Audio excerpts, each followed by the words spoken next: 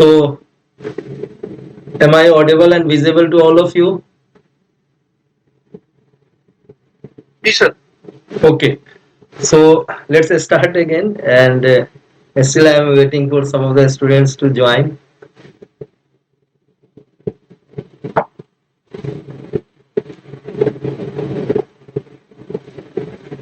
Okay, okay. I'm just waiting for 1 or 2 minutes so that others also join.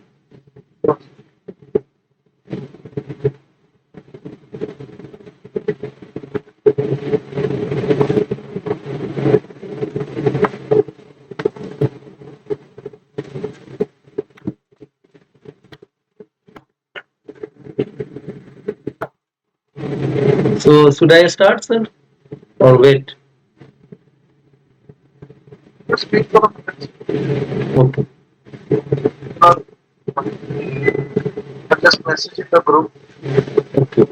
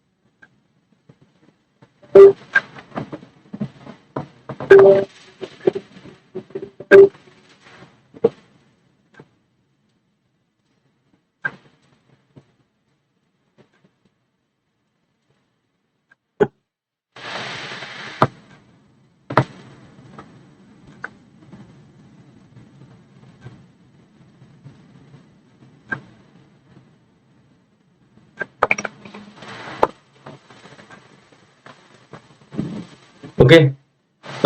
So I'm starting.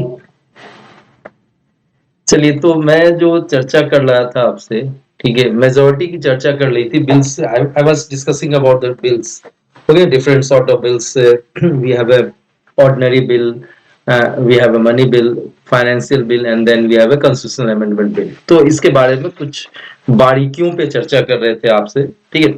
तो मैं ये जानना चाहूंगा कि जो अब जो दूसरा विषय मैं पूछ रहा हूँ इसी में, कि power of the houses to pass the bill, ठीक है, लोकसभा और राज्यसभा दोनों की बात कर ली जाए. तो ऑर्डिनरी बिल के केस में जैसे कि दोनों के पास क्या होती है, इक्वल पावर होती है, ठीक है. अब यदि पूछा जाए मनी बिल के केस में दोनों के पास, लोकसभा और राज्यसभा के पास इक्वल पावर है या नहीं है? नहीं है sir. Okay. Okay. Financial bill या वित्तीय विधेयक की यदि बात की जाए, तो इस मामले में लोकसभा राज्यसभा इक्वल है या अनइक्वल है?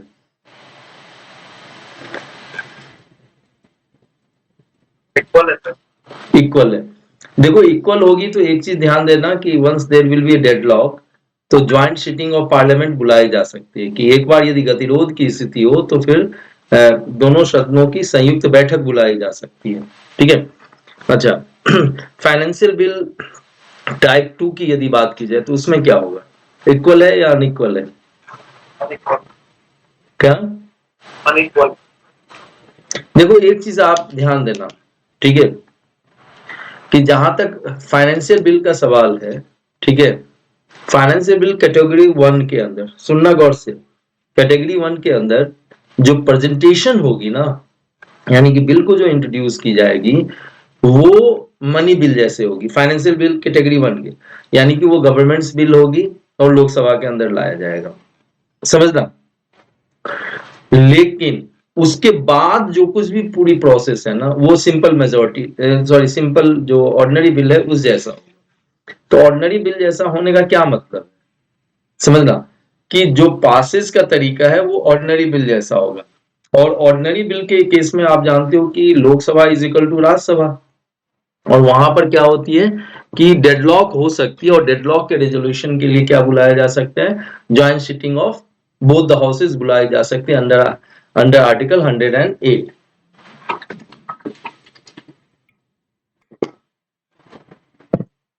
So this point is clear. अब देखिए दूसरी तरफ आर्टिकल 117 टाइप 2 की यदि बात की जाए तो उसमें इंट्रोडक्शन भी क्या होगा, चूंकि वो मनी बिल जैसा कुछ भी नहीं होता है उसमें, हाँ वित्त से कुछ लेना देना होगा, तो उसमें इंट्रोडक्शन भी साधारण विधेयक जैसा होगा और पासेस भी साधारण। तो एक चीज मैं बता दूं कि आर्टिकल 117 क्लास 1 हो या क्लास 2 हो, दोनों ही के केस में आपको एक चीज समझने की जरूरत है कि गतिरोध हो सकती है, डेडलॉक हो सकती है, क्योंकि Lok Sabha equal to Rajya Sabha. Clear. और ऐसी स्थिति में फिर ज्वाइंट सिटिंग बुलाई जा सकती है। क्लियर है पॉइंट।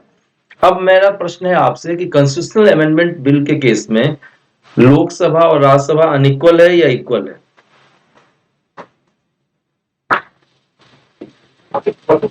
क्या इक्वल इक्वल है?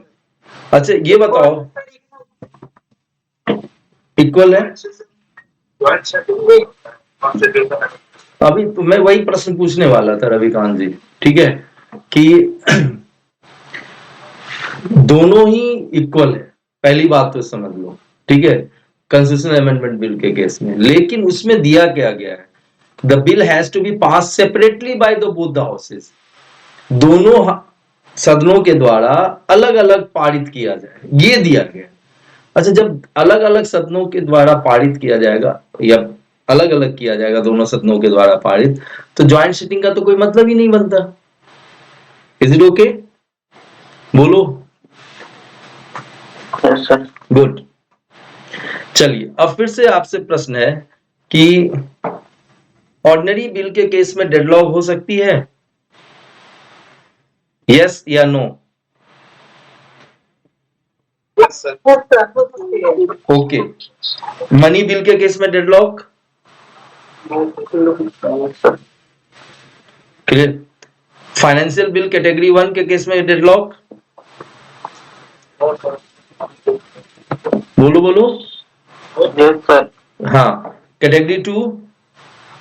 Yes sir. अच्छा ज्वाइंट, और ये बताओ कि कॉन्स्टिट्यूशनल अमेंडमेंट बिल के केस में डेडलॉक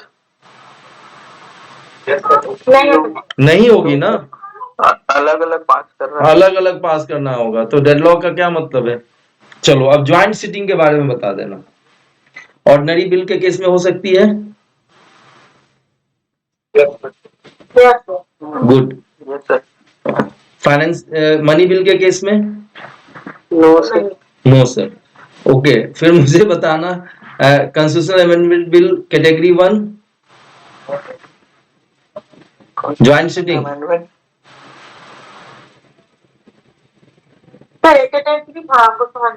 फाइनेंशियल बिल में ना सर। हाँ जी, वित्तीय विधेयक में कैटेगरी 1 में ज्वाइंट सेशन तो होगा होगा, क्योंकि बराबर होता है, ठीक है।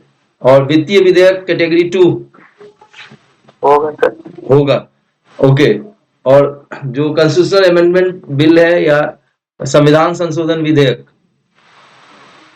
ज्वाइंट सिटिंग पॉसिबल है? नहीं सर। क्योंकि सेपरेट पास करना पड़ेगा। चलिए अब बारी आती है प्रेसिडेंट की वीटो की। क्लियर? जी जी पूछें प्लीज। फाइनेंशियल बिल टाइप 1 ये कौन सा आर्टिकल में? 117(1) में है और एक 117(3) में दिया गया, ठीक है। चलो मैं आगे बढ़ने से पहले कुछ बातें आप लोगों को बता दूं, क्योंकि मुझे लगता है कि इसमें कंफ्यूजन तो होगी आप लोगों को, ठीक है। जस्ट अ मिनट बच्चे, let me come to the question at hand.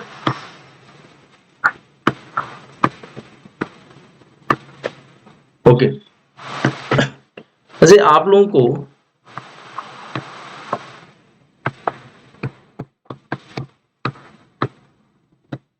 Finance bill और फाइनेंशियल बिल यानी कि वित्त विधेयक और वित्तीय विधेयक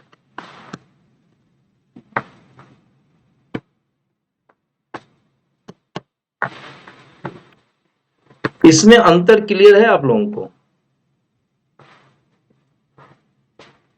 तो फाइनेंस बिल का मतलब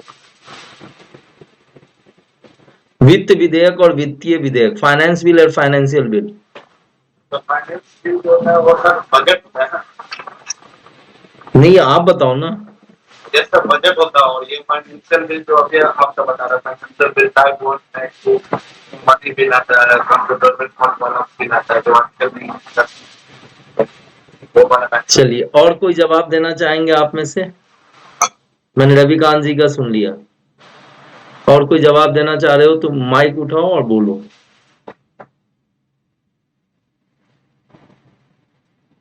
नहीं है क्लियर।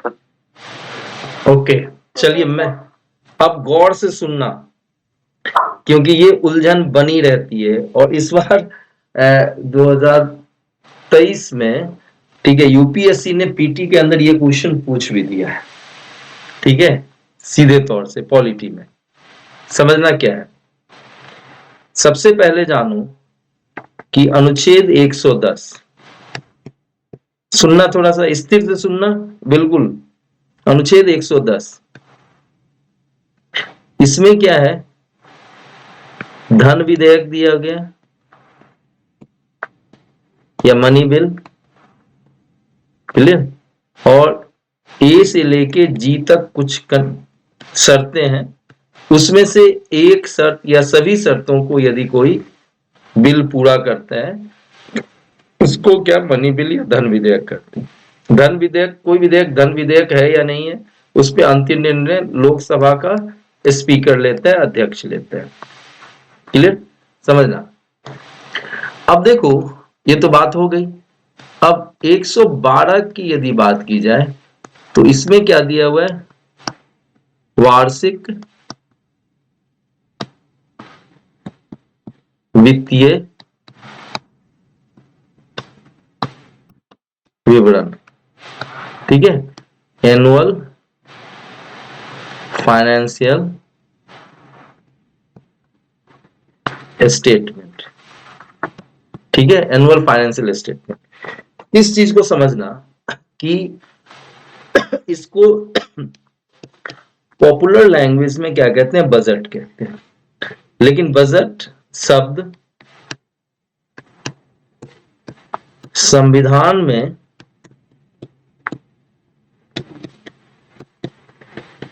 कहीं नहीं लिखा गया, ठीक है, कहीं भी नहीं लिखा गया, ठीक है। अब समझो इसको,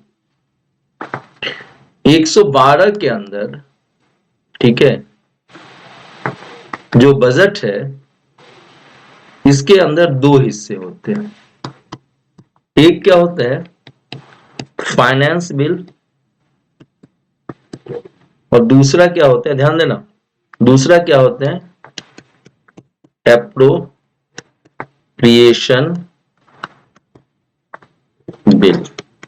थोड़ा इंतजार करना, इसको कहते हैं विनियोग, समझ लो, आज पूरे कंसेप्ट को क्लियर करो, विनियोग विधेयक, और इसको क्या कहते हैं, वित्त विधेयक, ठीक है जी। यानी कि सरकार के जितने भी कर प्रस्ताव है, बजट के अंदर रखा जाता है ना, टैक्स प्रपोजल, अगले वित्त वर्ष में किस चीज पे कितनी टैक्स ली जाएगी, वो फाइनेंस बिल के तहत रखा जाता है। और विनियोग विधेयक क्या होता कि सरकार को कंसोलिडेटेड फंड ऑफ इंडिया से क्या निकालना है, पैसा निकालना है, तो इसको सर्टेनली पास करवाना पड़ेगा, किससे, संसद से, ठीक है, समझ में बात, और यानी कि लोकसभा से पर्टिकुलरली। तो देखो, बजट क्या है, एक प्रकार का बोलो, मनी बिल है, बोलो हाँ या ना। यहां तक पॉइंट समझ में आ रही है? बजट क्या है? एक तरीके का मनी बिल है। हाँ, अब गौर करो, पूरा बजट ही यदि मनी बिल है, ठीक है, ध्यान देना, पूरा बजट ही यदि मनी बिल है तो उसका हिस्सा तो मनी बिल होगा ही ना, होगा? बोलिए। तो ये भी क्या हुआ? एक तरीके का मनी बिल, और ये भी क्या हो गया? एक तरीके का मनी बिल। क्लियर है पॉइंट? अब गौर करना, तो मनी बिल यदि है तो इसको पारित करने के तरीके भी मनी बिल जैसे ही होंगे। क्लियर है पॉइंट? इसको पारित करने के तरीके भी मनी बिल जैसे होंगे, ठीक है। और मनी बिल कहाँ लाया जाता है? लोकसभा में मिनिस्टर लाएगा, और साधारण बहुमत से पारित होने के बाद कहाँ जाएगा? राज्यसभा के अंदर जाएगा। राज्यसभा फिर उसको क्या करता है? पारित करता है, ठीक है, बात पारित करते हैं, ध्यान देना। और पारित करने के बाद किसको? राष्ट्रपति को भेज देता है, राष्ट्रपति तो उस पर हस्ताक्षर करते हैं और फिर वो लागू हो जाता है। लेकिन मनी बिल को पेश करने के लिए राष्ट्रपति की पूर्व अनुमति की जरूरत होती है। यहां तक पॉइंट क्लियर है? तो फाइनेंस बिल एक तरीके का क्या हुआ? मनी बिल हुआ। चलो जी, अब देखो नेक्स्ट जो बारी आती है किसकी? फाइनेंशियल बिल की। फाइनेंशियल बिल की, या जिसे हिंदी में वित्तीय विधेयक कहते हैं। क्या कहते हैं? वित्तीय विधेयक। और ये अनुच्छेद 117 के तहत दिया गया। इसमें एक कैटेगरी 1 है और दूसरा क्या है? कैटेगरी 2 है, ठीक है। एक क्या है? कैटेगरी 1 है और एक क्या है? कैटेगरी 2 है। ध्यान देना, कैटेगरी 1 में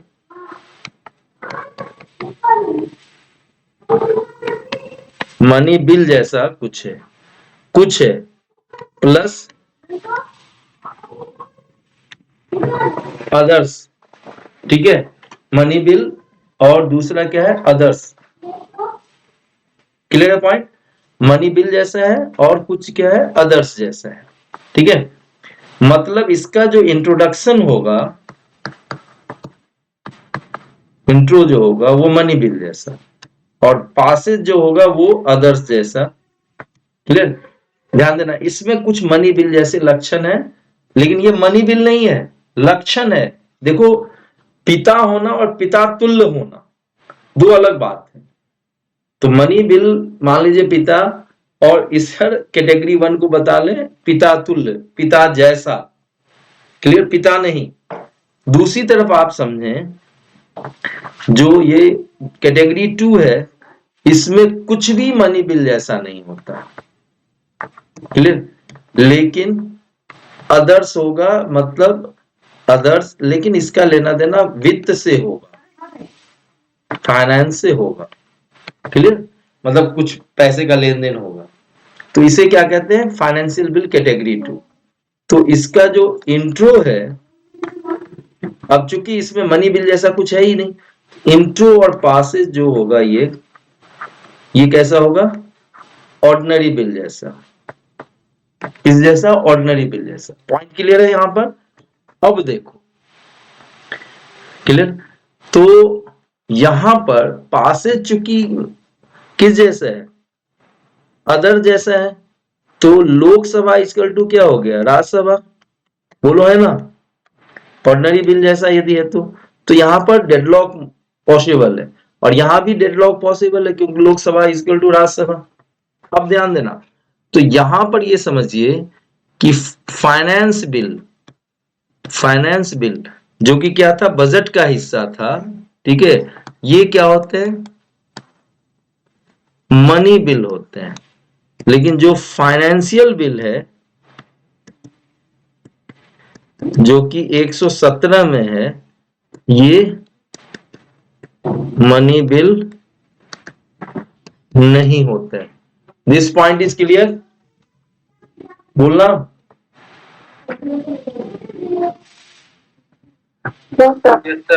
गुड, क्लियर हो गया? चलो, अब मुझे एक चीज बताओ, चूंकि चर्चा चली है तो बिल के थोड़े जहां से क्वेश्चंस पूछे जाते हैं ना उसके ऊपर फिर से चर्चा कर लेते हैं। सर आप 112 आर्टिकल की आपको प्रयोग क्या बच्चे? आपसे 112 आर्टिकल में एप्रोप्रिएशन बेसिस पर नहीं, सुनो सुनो, इसको अलग कर लो। यहाँ पर मैंने ये लिखवाया कि ये बजट का हिस्सा है, एप्रोप्रिएशन बिल 114 में दी गई है, ठीक है, लेकिन जो बजट है ना वो मनी बिल है, और बजट के दो हिस्से होते हैं, एक फाइनेंस बिल और एक appropriation bill. Appropriation bill exactly 114 में दिया गया, ठीक है, कोई कंफ्यूजन अब?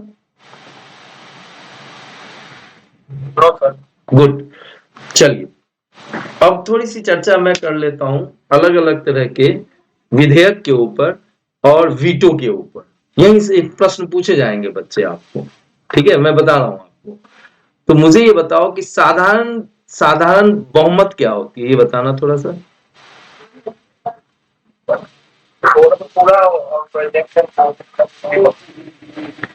देखो साधारण बहुमत क्या है कि जितने लोग उपस्थित हैं और उसमें से जितने ने वोट डाला, मान लो कि 545 में से आज 500 लोग ही आए, ठीक है, कितने लोग आए? 500 लोग, लेकिन 500 में से सिर्फ 400 ने वोट दिया, बाकी के 100 वहां मौजूद थे, वोट नहीं दिया। क्लियर? तो प्रेजेंट एंड वोटिंग, जो उपस्थित भी हो और वोट भी डाल रहे, वो कितने हैं? 400।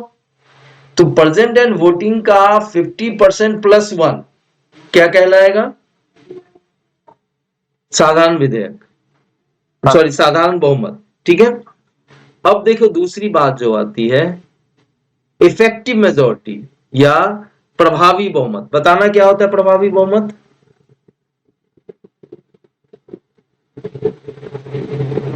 272 का मार्क क्रॉस करना है, उसके बाद मैंने प्रभावी पूछा है, स्पेशल नहीं।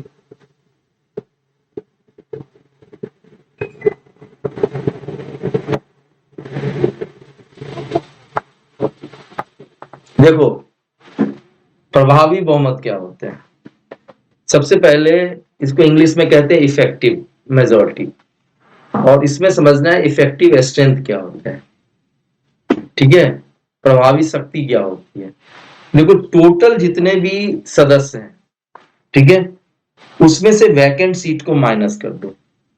मान लेते हैं कि 543 सदस्य हैं, ठीक है, टोटल 547 सदस्य हैं कहां पर? लोकसभा के अंदर, ठीक है, उसमें से मान लो कि 3 जो है वो वैकेंट हो गया। वैकेंट मतलब रिक्त हो गया, या तो उस एमपी था वो मर गया, या उसने रिजाइन कर दिया, या राहुल गांधी जैसे उसको डिस्क्वालीफाई कर दिया गया, ठीक है, किसी भी कारण से, ठीक है, वो यदि सीट रिक्त हो गई हो, वैकेंट हो गई हो, तो total seat minus vacant seat जो आएगा ना वो इफेक्टिव स्ट्रेंथ है, ठीक है, कुल सदस्यों की संख्या में से रिक्त जो सीटें हैं उसको माइनस कर दो। अब जो आया, क्लियर, उसको आधे से डिवाइड करके +1 कर दो, तो वही क्या होगा? प्रभावी बहुमत, ठीक है जी। अब प्रभावी बहुमत की जरूरत कहां पर पड़ती है? कुछ एग्जांपल दे सकते हो कोई?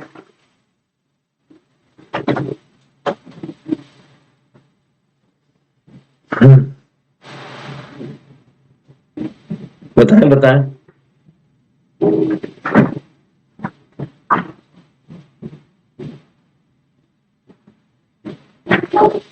No idea. देखिए जहां तक प्रभावी बहुमत का सवाल है तो लोकसभा के स्पीकर को, अध्यक्ष को या उपाध्यक्ष को हटाना हो ना, तो लोकसभा में जो प्रस्ताव पारित करवाना पड़ता है वो इफेक्टिव मेजोरिटी से। क्लियर? अब राज्यसभा के जो सभापति हैं वो हमारे उपराष्ट्रपति होते हैं, और उपराष्ट्रपति को हटाने के लिए प्रस्ताव कहाँ लाया जाता है? तो राज्यसभा के अंदर लाया जाता है। पहले ही बात, शुरुआत तो होगी राज्यसभा, ठीक है, हाँ, स्पीकर और डिप्टी स्पीकर, सही बोला। अब दूसरी तरफ ये है कि जो उपसभापति को हटाने संबंधी सभापति को हटाने संबंधित जो प्रस्ताव है वो कहाँ लाया गया? राज्यसभा के अंदर। और पारित कौन करेगा? राज्यसभा। राज्यसभा उसको इफेक्टिव मेजोरिटी से पारित करेगा और फिर लोकसभा को भेज दिया जाता है, लोकसभा उसको साधारण बहुमत से पारित कर दे, तो उपराष्ट्रपति या राज्यसभा के जो सभापति है वो अपने पद पे नहीं रहेंगे। This point is clear? बोलिए। सर एक बार और देखो सर, एक बार और बताइए। मैं समझा दे रहा हूँ। देखो इफेक्टिव मेजोरिटी क्या है? मैं वही चीज अभी आप लोगों को थोड़ा डिटेल में बता रहा हूं जहां से प्रश्न आने के चांसेस बहुत ज्यादा है। ठीक है, देखो कुल सदस्य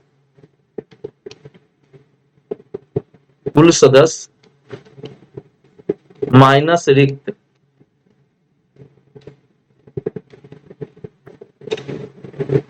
वो क्या होते हैं? इफेक्टिव स्ट्रेंथ या प्रभावी शक्ति के।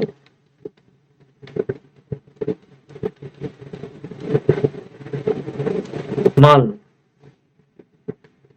लोकसभा में 543 सदस्य हैं और 3 क्या हो गया? रिक्त हो गया, तो बच्चे कितना? 540, इसका आधा जमा 1 कर लो, ये इफेक्टिव मेजोरिटी। क्लियर? अब इसकी जरूरत कहां पड़ती है ये मैंने बताया आपको।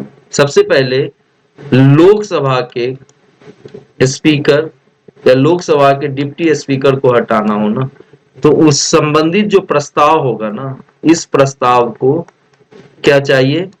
इफेक्टिव मेजोरिटी से पास करवाना होता है। ठीक है, प्लस जो राज्यसभा के चेयरमैन, और चेयरमैन कौन होते हैं राज्यसभा के? हमारे वाइस प्रेसिडेंट। क्लियर? कौन होते हैं? Vice president. समझ में आई बात? अब देखो जहां तक वाइस प्रेसिडेंट का सवाल है, इनको हटाने के लिए जो प्रस्ताव लाया जाएगा वो कहां लाया जाएगा? राज्यसभा के अंदर। राज्यसभा ने इसको क्या कर दिया? इफेक्टिव मेजोरिटी से पास कर दिया। किससे? इफेक्टिव मेजोरिटी से पास कर दिया। तो इसके बाद ये कहां जाएगा? लोकसभा। लोकसभा इसको क्या करेगा? ऑर्डिनरी मेजोरिटी से पास करेगा या सिंपल मेजोरिटी जिसे कहते हैं, तो फिर उपराष्ट्रपति अपने पद पे नहीं रहे। अब पॉइंट क्लियर हुआ? बोलो। गुड। तो 2 मेजोरिटी आपने सीख लिया, सिंपल मेजोरिटी और इफेक्टिव मेजोरिटी। अब बारी आती है एब्सोल्यूट मेजोरिटी या पूर्ण बहुमत। क्या? उपराष्ट्रपति को पता है ना, उसका अध्यक्ष होता है राज्यसभा का। हाँ, तो उसको हटाया जा सकता है। एक मिनट। हाँ, प्रश्न रखो अब आप अपना। सर मैं कह रही हूँ कि उप राष्ट्रपति जो होते हैं वो राज्यसभा के पदेन सभापति होते हैं। तो फिर उनको सभापति से हटाने का ही मतलब नहीं है। सभापति से हटाने का? किसको हटाने का? राष्ट्रपति या उप सभापति का? सर अरे बच्चे सुनो, उपराष्ट्रपति क्या होते हैं? सभापति होते हैं राज्यसभा के। ठीक है, तो उपराष्ट्रपति बोलो या सभापति बोलो, बात तो एक ही है। उनके जो हटाने का प्रस्ताव होता है उसको प्रभावी बहुमत से राज्यसभा में पारित करवाना होता है। वहां से पारित हो जाए तो लोकसभा में साधारण बहुमत से पारित करवाना होता है। ठीक है, और यदि राज्यसभा के उपसभापति की बात कर रहे हो तो उनको हटाने के लिए सिर्फ और सिर्फ जरूरत क्या पड़ती है? राज्यसभा की। अगर सर प्रभावी बहुमत से अगर हटाया जाए तो सिर्फ राज्यसभा के सभापति के पद से हटेगा। तो राज्यसभा के, अब एक चीज आपको पता है कि उपराष्ट्रपति का कोई काम नहीं होता है। ये पता है बच्चे? उपराष्ट्रपति का ऐसे कोई काम नहीं होते हैं। काम तो तब होता है उनका जब राष्ट्रपति अपने पद पे नहीं रहे, क्लियर, कोई आकस्मिक रिक्तियां हो गई, कैजुअल वैकेंसी आ गई, तो उनके पद पे काम कौन करेंगे? उपराष्ट्रपति काम करेंगे। वैसे उपराष्ट्रपति का कोई काम नहीं होता है, तो उनका उनसे काम लिया जाता है। किस चीज का? सभापति, राज्यसभा का। तो उनको जैसे राज्यसभा का सभापति और उपराष्ट्रपति कोई अलग थोड़ी है बच्चे। इस शब्द पदेन का मतलब समझो क्या है। यदि कल होके आप उपराष्ट्रपति बन गए ना, तो आपसे आप स्वतः आप राज्यसभा के चेयरमैन भी बन जाएंगे। अलग से कोई शपथ वपथ दिलवाने की जरूरत नहीं है आपको। तो जब पदेन ही आप बने हुए हो सभापति, तो जैसे ही सभापति के पद से हटाया गया तो आप उपराष्ट्रपति भी नहीं रहेंगे। क्लियर हुआ? ये बताओ।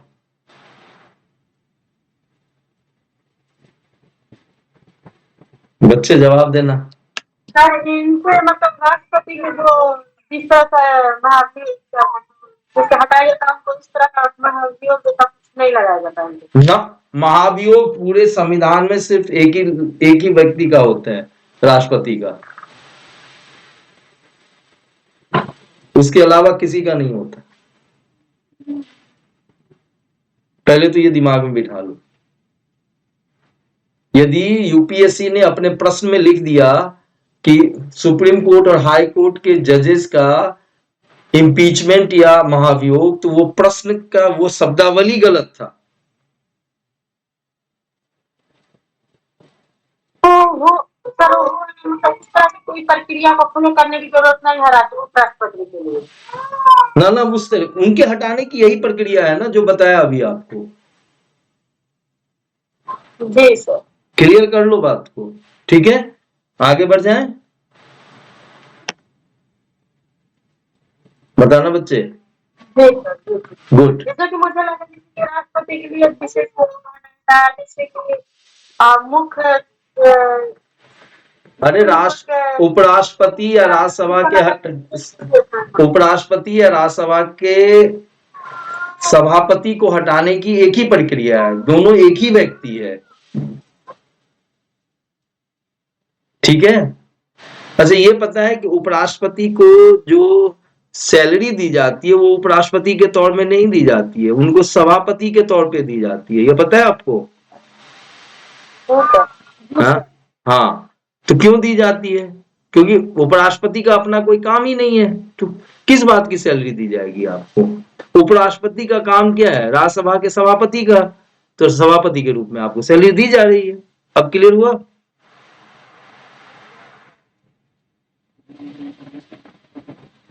ठीक है, आगे बढ़ता हूं मैं फिर।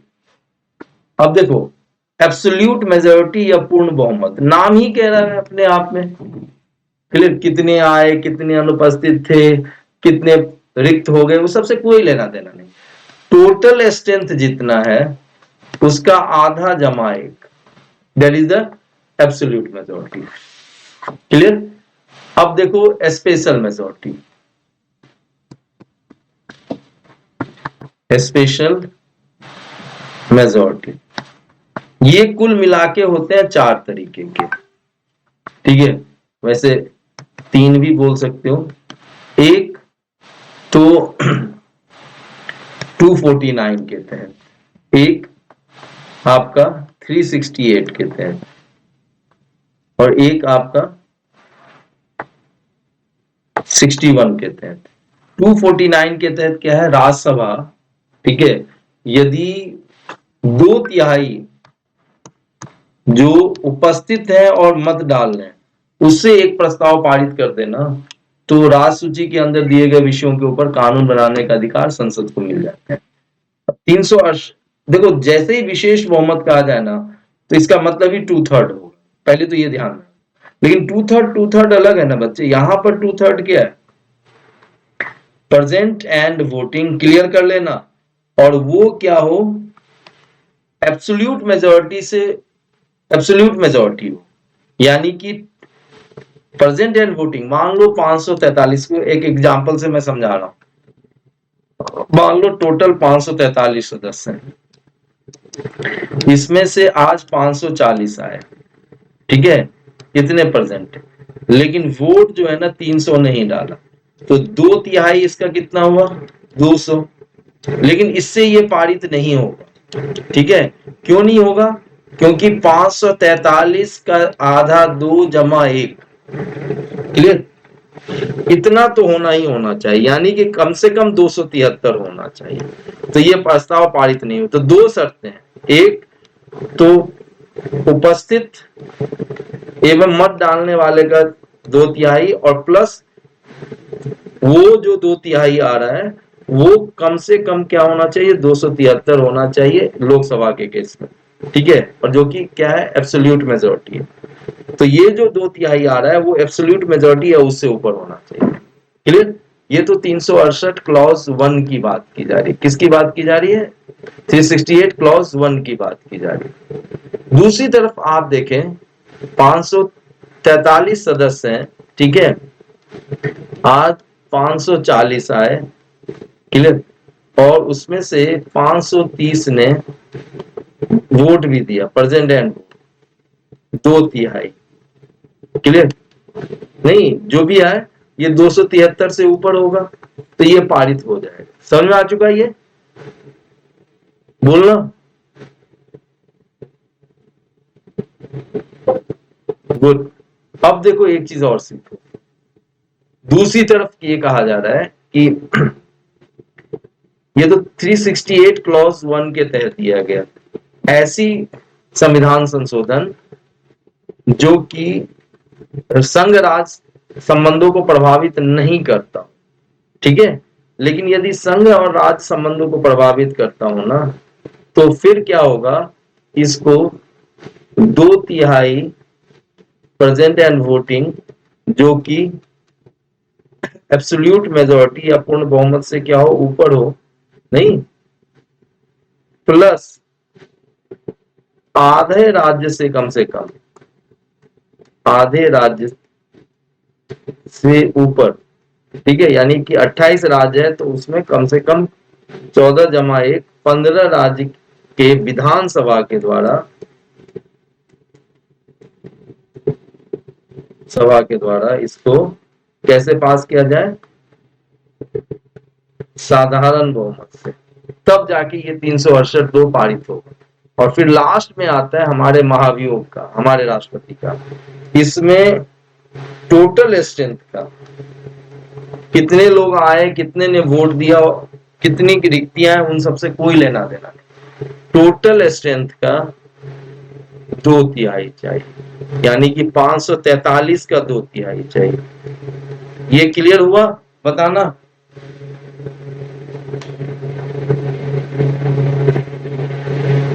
बोलिए।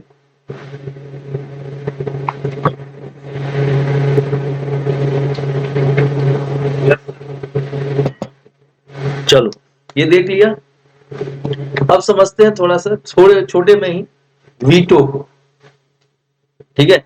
जहां तक वीटो का सवाल है, देखो अलग अलग तरह के वीटो होते हैं, ठीक है। एक क्या होता है, पॉकेट वीटो, क्या होता है, पॉकेट वीटो। पॉकेट वीटो क्या होते हैं कि प्रेसिडेंट के पास यदि साधारण बहुमत आया, ठीक है, ऑर्डिनरी बिल दोनों सदनों से पारित हो गया है, ध्यान देना, दोनों सदनों से पारित होने के बाद राष्ट्रपति को कोई टाइम लिमिट नहीं दी गई है, कोई टाइम लिमिट नहीं है, कोई टाइम लिमिट है ही नहीं कि कितने दिनों में वो उस पे क्या करेंगे, अपनी सहमति देंगे, यानी एसेंट देंगे, और एसेंट देने के बाद ही वो बिल क्या बनता है, या विधेयक क्या बनता है, एक्ट बनता है, या विधेयक क्या बनता है, अधिनियम बनता है, और अधिनियम बनता है तभी वो लागू होता है, ध्यान देना, वरना बिल पारित हो गया और राष्ट्रपति ने उसके ऊपर हस्ताक्षर नहीं दिया तो फिर वो लागू नहीं हुआ, ध्यान देना। तो पॉकेट वीटो में चूंकि टाइम लिमिट है ही नहीं, तो राष्ट्रपति क्या करते, ना उस पे हाँ बोल रहे हैं ना बोल रहे हैं, तो वो प्रक्रिया रुक जाएगी, इसको कहते हैं pocket veto. Is it okay? अब देखो दूसरी बात आती है एब्सोल्यूट वीटो। क्लियर? यहां पर राष्ट्रपति ने उनके पास सिग्नेचर के लिए आया, उन्होंने क्या कर दिया, रिजेक्ट कर दिया, कहानी खत्म।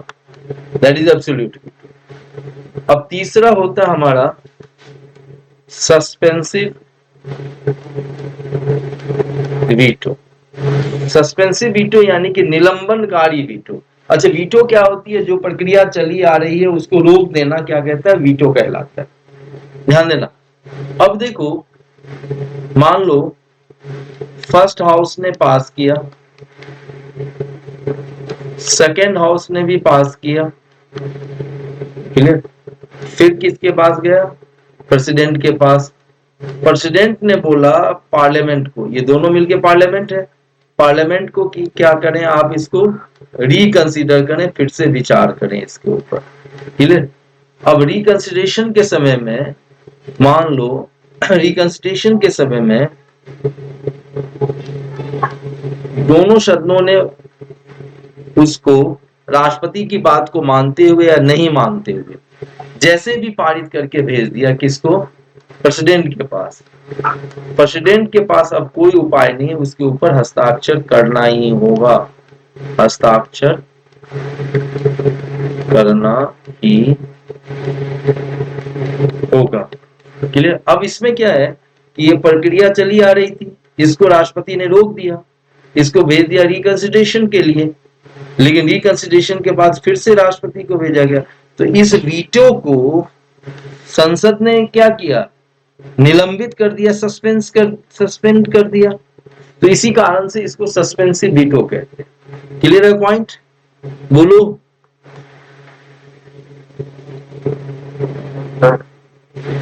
ठीक है, गुड। चलिए, अब मेरा प्रश्न है अलग अलग विधेयक के बारे में, प्रेसिडेंट के वीटो की बात करें। ये बताओ, सिंपल मेजॉरिटी में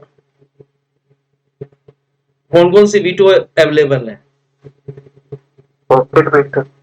और एब्सोल्यूट वीटो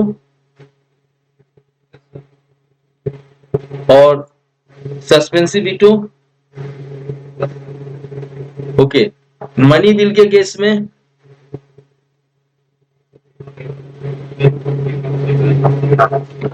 थोड़ी आवाज कम आ रही है। कोई सा भी नहीं होगा, तो सबसे प्रेजेंट से आ रहा है ना। अब सही किया प्रियंका गिरी आपने, नहीं तो पहले आंसर गलत दिया था। अब सुनो आप सभी लोग, यही तो कंसेप्ट को क्लियर करना, छोटी छोटी बातों में उलझाया जा सकता है आपको एग्जाम के अंदर। देखो मनी बिल के केस में एब्सोल्यूट वीटो संभव है। एब्सोल्यूट वीटो इसलिए संभव है कि राष्ट्रपति इसको बिल्कुल रोक देते हैं। और रोक कब देते? एब्सोल्यूट वीटो कब राष्ट्रपति अप्लाई करते हैं? जब उनको रिकमेंडेशन जाए, ठीक है? ओके, जब उनको क्या जाए? रिकमेंडेशन जाए, किसका? प्रधानमंत्री और मंत्री परिषद का। तो यहां पर मनी बिल जरूर राष्ट्रपति से पूछ के लाया गया, लेकिन फिर से यदि पारित होने के बाद तो राष्ट्रपति के पास पहुंचा हुआ है हस्ताक्षर के लिए, मान लो तब तक दूसरी सरकार आ जाती है, मोदी जी की जगह राहुल गांधी की सरकार, तो उसने कह दिया कि ना जी, इस बिल पे आप हस्ताक्षर मत करो, तो राष्ट्रपति हस्ताक्षर नहीं करेंगे, क्योंकि नया जनादेश है ना, न्यू मैंडेट है, तो राष्ट्रपति को तो सुनना पड़ेगा ना इस चीज को, क्लियर? तो एब्सोल्यूट वीटो पॉसिबल है, बाकी का सस्पेंसिव वीटो नहीं हो सकते हैं, क्लियर? ध्यान देना। और पॉकेट वीटो भी नहीं हो सकते हैं। तो मनी बिल के केस में सिर्फ एब्सोल्यूट वीटो हो सकते हैं। ये क्लियर हुआ? Yes sir. क्लियर है सभी को? Yes sir. गुड। अब मुझे बताओ, फाइनेंशियल बिल में किस किस तरह के वीटो पॉसिबल है?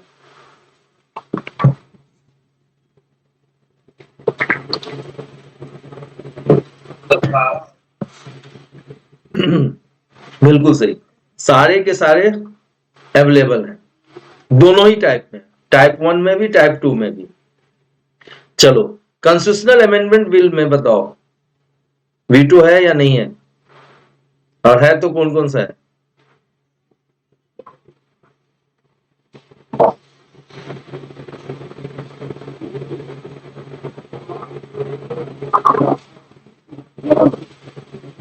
ओके, कोई वीटो पॉसिबल नहीं है। प्रियंका सही बोला बच्चे आपने, कोई भी वीटो पॉसिबल नहीं है।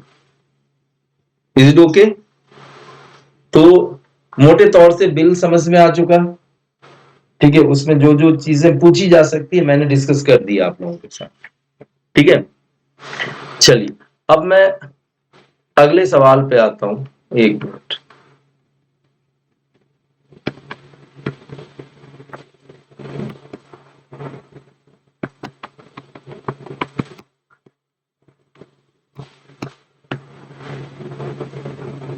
चलिए ये सवाल कीजिए।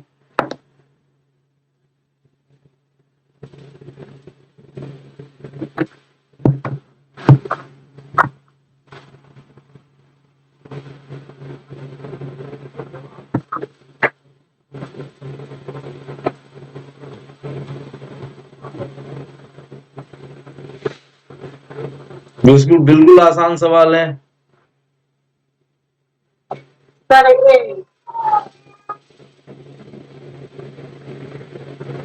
कौन सा?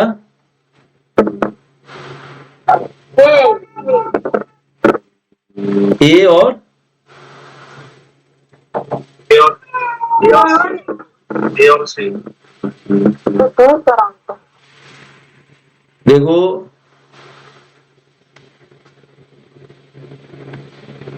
केवल नागरिकों का है ना? हाँ, केवल नागरिकों का पूछा गया, ये देखो ना, सर केवल ये होगा। केवल ए होगा। बिल्कुल सही बोला जिसने भी बोला है। किसने बोला है?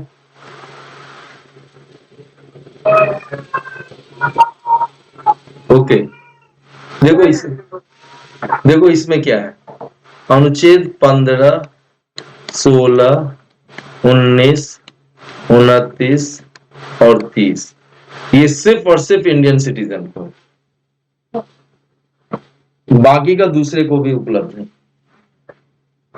तो equality before the law article 14 के अंदर, life and personal liberty article 21 के अंदर, ये तो दूसरे को उपलब्ध है ना। यहाँ पूछा जा रहा है सिर्फ सिटीजन को कौन सा है, तो आंसर क्या होगा? ए। चलो एक चीज बताओ, इसका आंसर किस किसने सही दिया है? मैंने दिया था ओके गुड, और बताओ।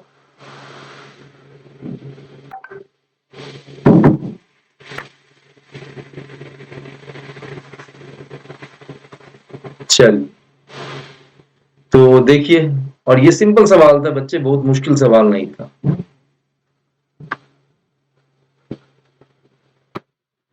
चलो अगला सवाल।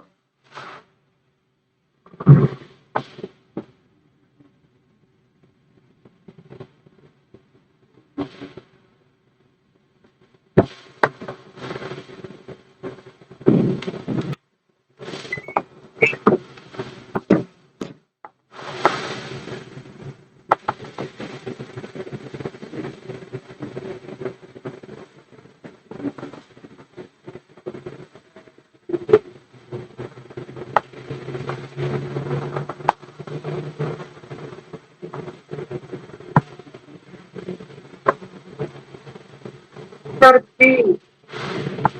बिल्कुल, आंसर क्या होगा? बी आंसर, इसलिए कि expansion in the executive power of the state, यदि कार्यपालिक शक्तियों का विस्तार करते हो तो कहीं ना कहीं, ध्यान देना, ये इसमें जरूरत क्या होगी? केंद्र और राज्य के संबंध की, और केंद्र और राज्य के संबंध से संबंधित जो होगा वो आर्टिकल 368 क्लॉज 2 तो होगा ना, क्लियर। राष्ट्रपति के निर्वाचन, फिर केंद्र और राज्य की बात दोनों की आ जाएगी, तो फिर से इसकी जरूरत होगी, ठीक है, ध्यान देना। और इसमें किसकी जरूरत होती है? 50% प्लस 1 राज्यों से आपको क्या करना पड़ता है? साधारण बहुमत से भी पारित करवाना पड़ता है। दिस पॉइंट इज क्लियर, बताना। लेकिन यदि किसी भी राज्य के सीमा में परिवर्तन करना हो, नाम बदलना हो, उसको बढ़ाना हो, घटाना हो, तो इसमें तो भाई किसी अनुसमर्थन की जरूरत ही नहीं होगी, ये आर्टिकल 3 के तहत आते हैं, क्लियर। और आर्टिकल 3 में राज्यों का रेटिफिकेशन नहीं चाहिए, बस राज्यों के विधानसभा से पूछ ली जाती है कि आपकी क्या राय है। अब राय आपने दे दिया कि बंटवारा ना हो, यदि केंद्र चाहे तो फिर भी बंटवारा कर दे। जैसे कि हमारे मुख्यमंत्री हुआ करते थे लालू प्रसाद यादव बिहार के, ठीक है। जब बिहार और झारखंड को मतलब बांटा गया तो उस समय उन्होंने स्टेटमेंट दिया था कि भैया ये बंटवारा तो हमारी लाशों से होके ही गुजरेगी, ऐसे नहीं हो सकता हमारे जीते जी। लेकिन जीते जी हो गया लालू प्रसाद जी, जिंदा भी हैं और दीर्घायु रहे, ठीक है।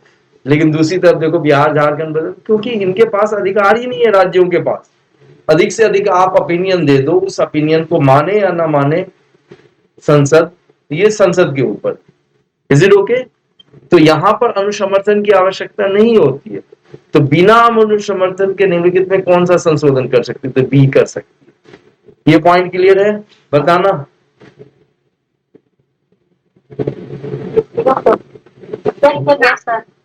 हाँ जी बच्चे, ठीक है सर। ठीक है, आगे बढ़े। चल,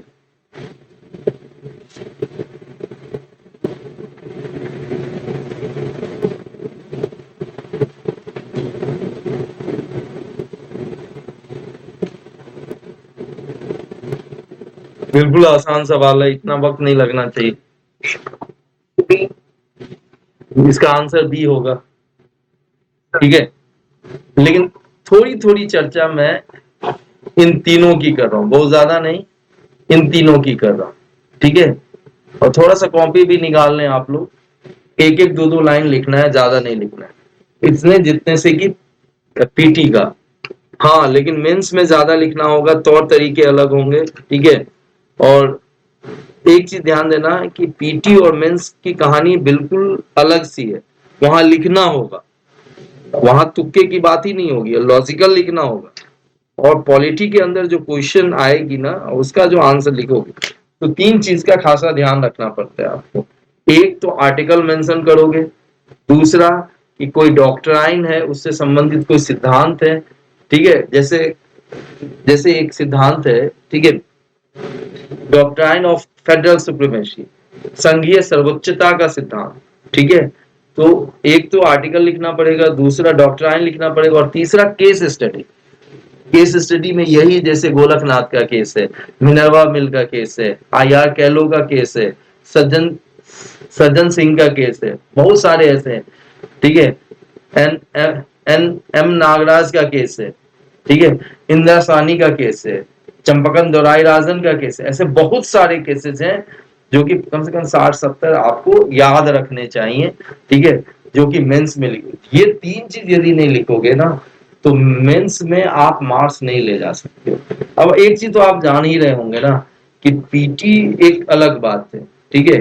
बहुत दफे आप पीटी देखे होंगे आप लोगों ने, थोड़ी 1 मिनट चर्चा कर लूं कि वो बच्चे भी पीटी निकाल ले जाते हैं जो कि एक्चुअल में बीपीएससी नहीं, एसएससी वगैरह इन सबों की तैयारी कर रहे होते हैं। लेकिन मेंस में वो निकल पाएंगे क्या किसी भी हाल में? रेलवे वाले बच्चे, बताना, बोलो, हाँ या ना, कुछ तो बोलोगे, ठीक है। तो मेंस निकाल पाना जो है ना मुश्किल काम है, और रियल एग्जाम तो वहीं पे होती है, क्योंकि वहां पर सब कुछ सब्जेक्टिव लिखना होता है।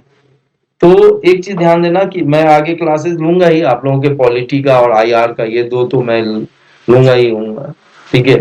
और ये अच्छा खासा आपका रिजल्ट बना सकते हैं। और सीधी सी बात, वहां पर मैं कोई कंसेप्ट वगैरह की बात कम करूंगा, मेनली क्वेश्चंस की बात करूंगा। हाँ, क्वेश्चन के अंदर क्या क्या लिखना है, किन किन चीजों का ध्यान रखना है, वो सब सारा मैं आपको बताऊंगा, ठीक है।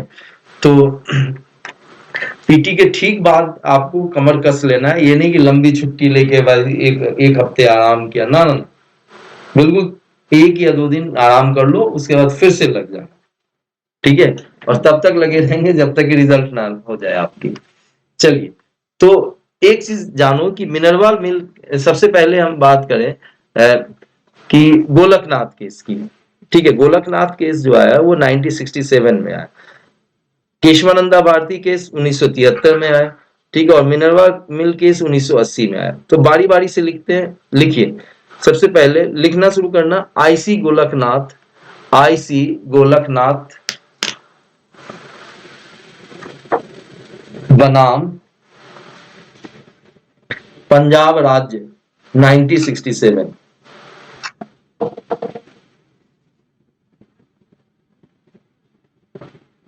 क्लियर? लिखिए, इसमें कहा गया कि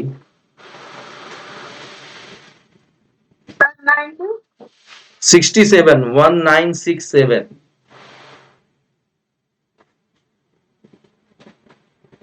लिख लिया?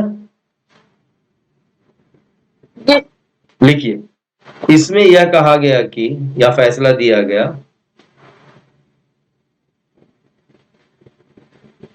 कि संसद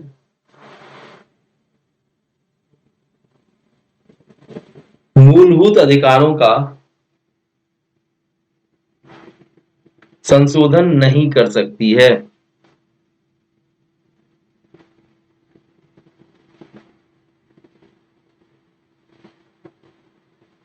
लिख लिया? फिर लिखिए दूसरा, नेक्स्ट,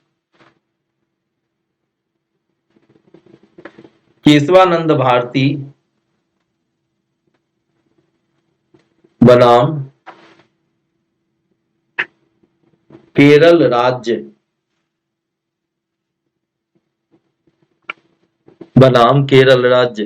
बस 2-4 पॉइंट लिखना, ज्यादा नहीं लिखना। केरल राज्य 1973, 1973। क्लियर? लिखिए, इस फैसले में सर्वोच्च न्यायालय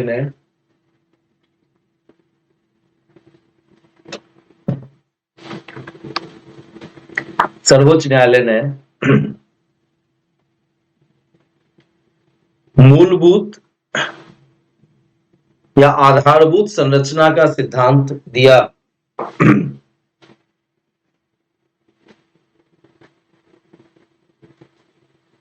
क्लियर?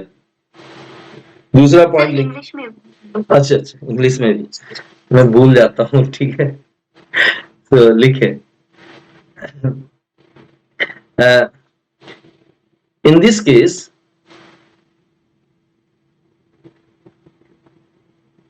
Supreme Court deduced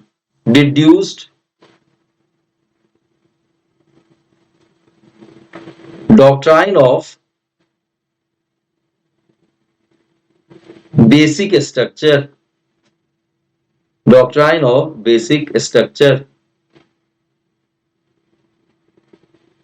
लिख लिया?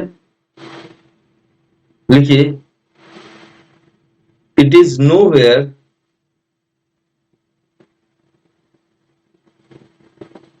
defined by either Supreme Court or by executive or legislature. By executive or legislature. Got that? लिखिए, इसे परिभाषित नहीं किया गया है, लेकिन सर्वोच्च न्यायालय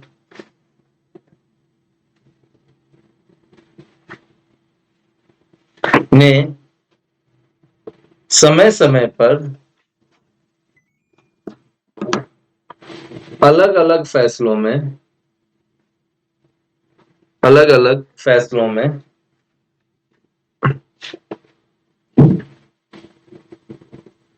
इसे बताया है। जैसे संसदीय प्रणाली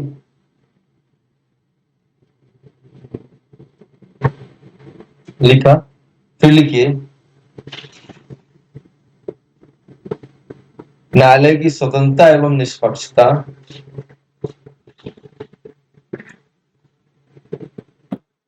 फिर लिखें पंथ निरपेक्षता इत्यादि। इंग्लिश में लिखें इट इज नोवेयर, ये तो लिख लिया, it is nowhere defined by, okay. आगे लिखें but supreme court through its Supreme Court through its verdict gave examples regarding this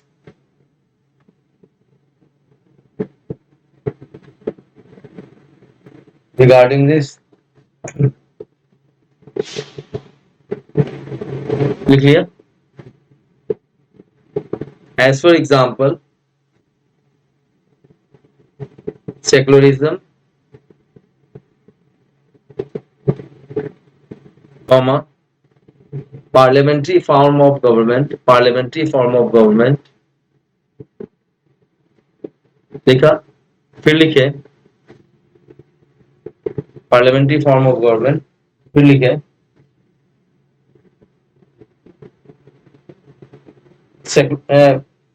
independent and impartial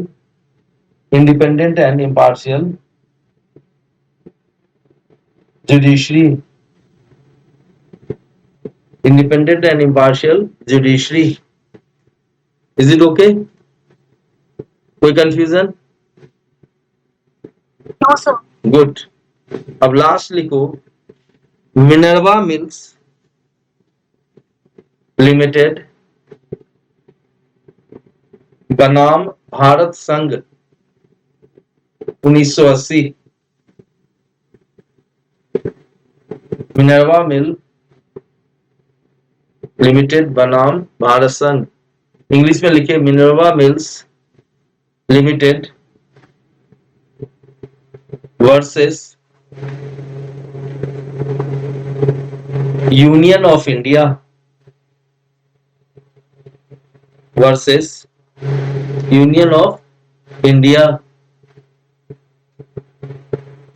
लिखे इसमें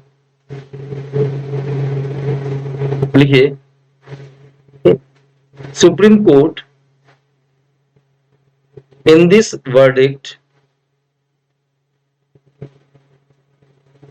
verdict pronounced that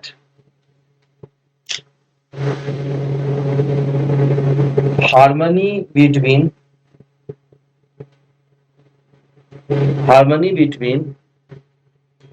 DPSP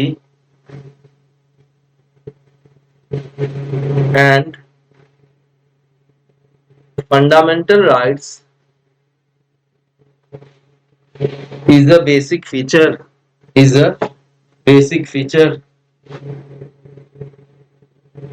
लिख लिया।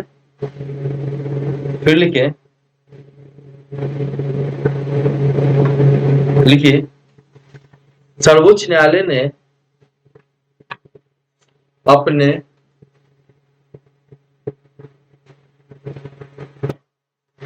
इस फैसले में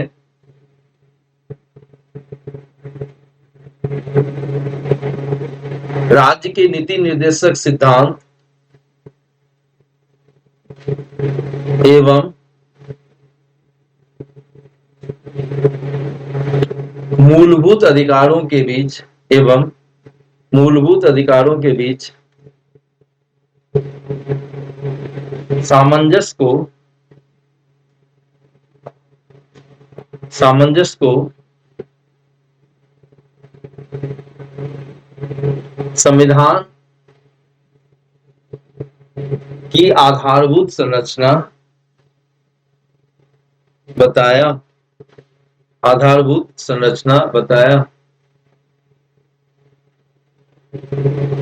गॉट दैट? बोलिए। गुड, चलो, तो ये आ गया तीनों समझ। नेक्स्ट सवाल कीजिए।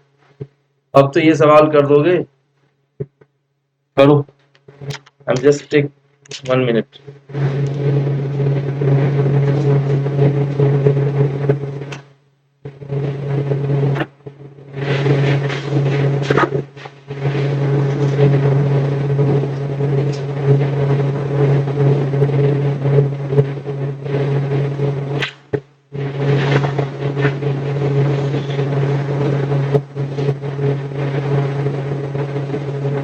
वो है सर। फिर डी।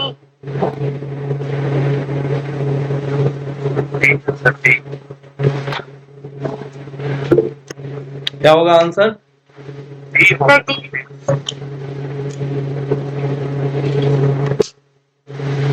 क्वेश्चन पढ़ लिया ठीक से? Sir Select the correct statement regarding the relation between money bill and the financial bill. All money bills are financial bill. All financial bills are not money bills. बताना। Sir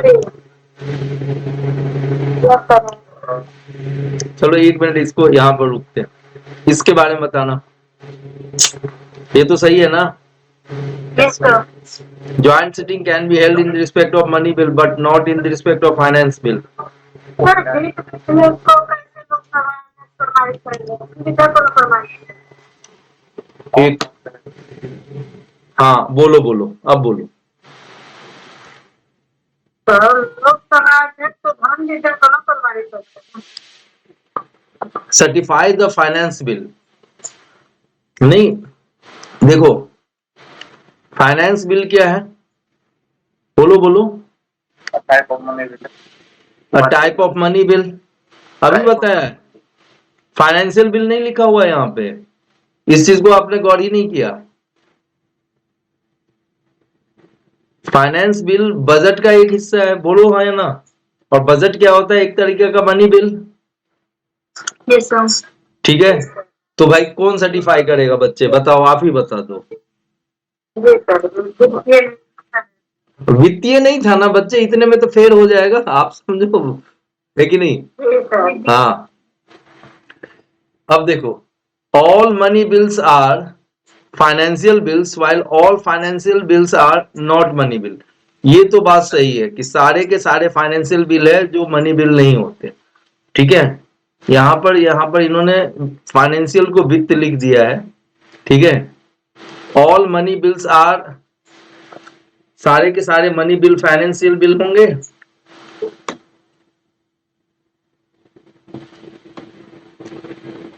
yes sir. सारे money bill financial bill होंगे। Yes sir. पक्का? सारे money नहीं तो उल्टा, all money bill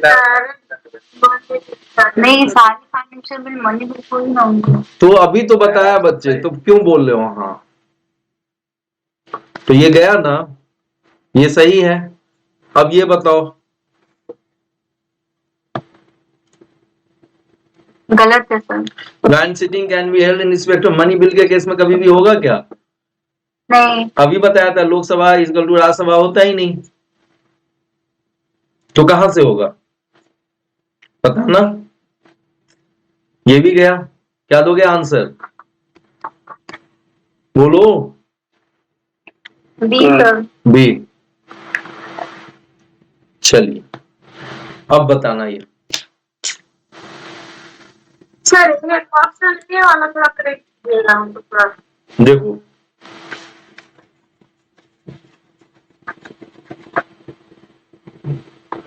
इसमें क्या दिया गया है कि all money bills are financial bill. सारे मनी बिल फाइनेंशियल बिल होते हैं क्या?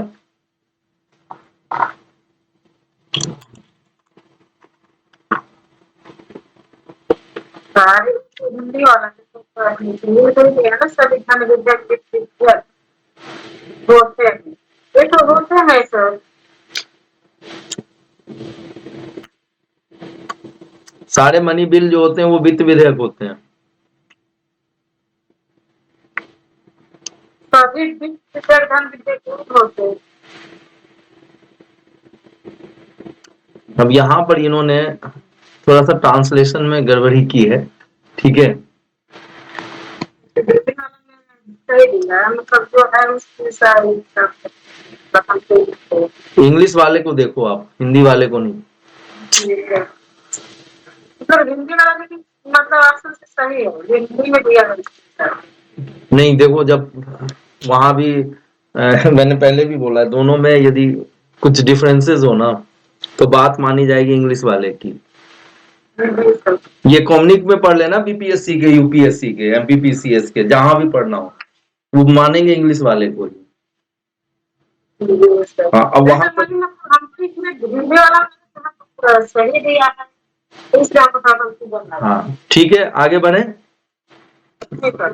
अब चलिए 24वें पे आइए।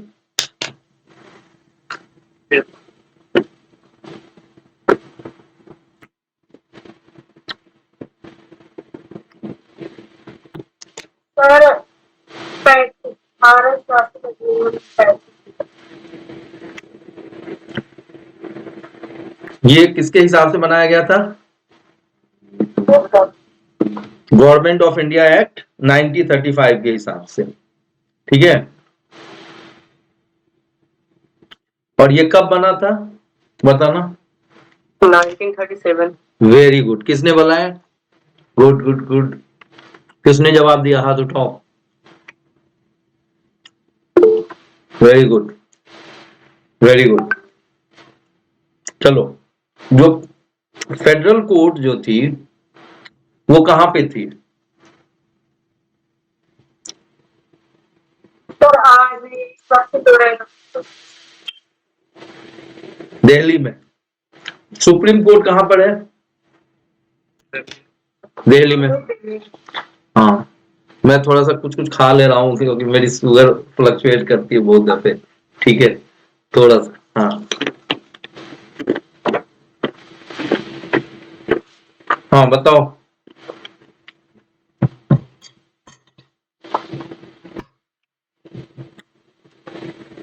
सीट ऑफ सुप्रीम कोर्ट कहां पर है? अच्छा ये बताओ कि सुप्रीम कोर्ट दिल्ली के बाहर लग सकती है क्या?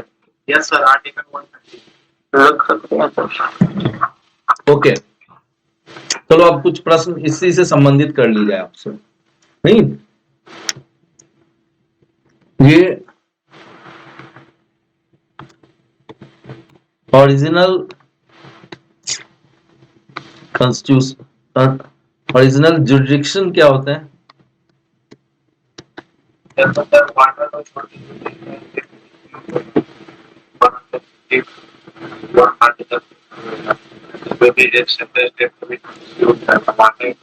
साहब रविकांत जी, आपका आवाज, आपकी तरफ से आवाज थोड़ी सी कम आती है सर। हाँ अब सही है, अब बोलो। सर ये होता है जैसे इंटर स्टेट के बीच में वाटर डिस्प्यूट को छोड़ के 131 आर्टिकल में मेंशन है जो भी डिस्प्यूट होगा। हाँ, मैं इसको और साधारण तरीके से रखता हूँ। एक तरफ केंद्र सरकार, दूसरी तरफ राज्य सरकार, ठीक है, या एक तरफ केंद्र सरकार और एक राज्य सरकार, या एक से ज्यादा राज्य सरकार, या दूसरी तरफ राज्य और दूसरी राज्य सरकार है, या फिर दो राज्य सरकारों के बीच में यदि कुछ विवाद हो जाए तो ऐसे विवाद को सीधे तौर से सर्वोच्च न्यायालय में लेके लाया जाता है, ठीक है, और इस सर्वोच्च न्यायालय में ही इसको टेकअप किया जाएगा, ठीक है, समझ में आई बात? और इसको क्या कहते हैं? ओरिजिनल जुडिक्शन कहते हैं। अच्छा ये, हाँ, ये ओरिजिनल जुडिक्शन किस आर्टिकल में दिया गया ये भी बता दो। 131, ठीक है।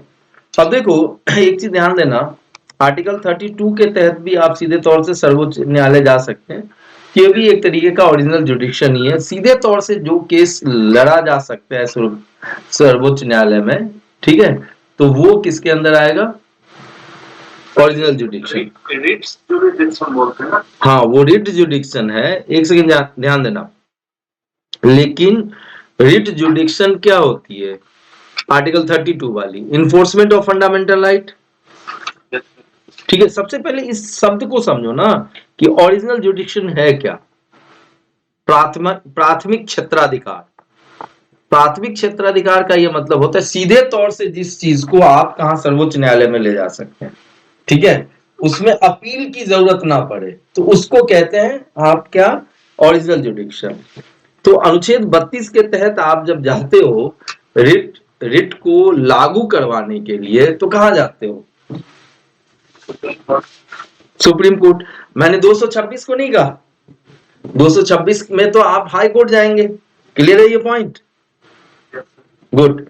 चलो अब मुझे आप लोग एक चीज और बता दो, ठीक है, कि ओरिजिनल जुडिक्शन का कुछ अपवाद है क्या?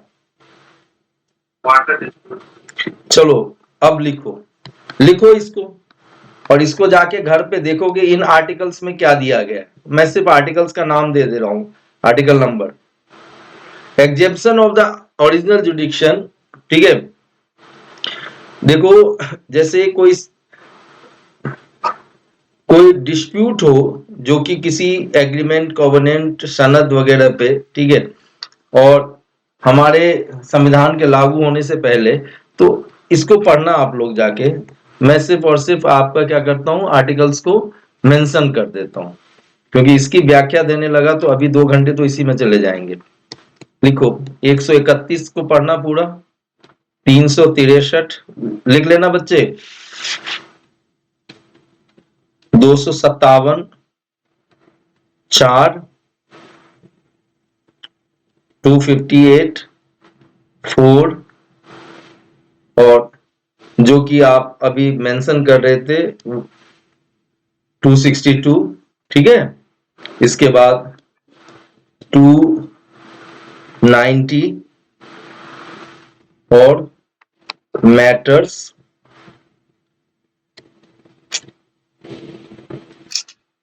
referred to फाइनेंस कमीशन, ठीक है, फाइनेंस कमीशन।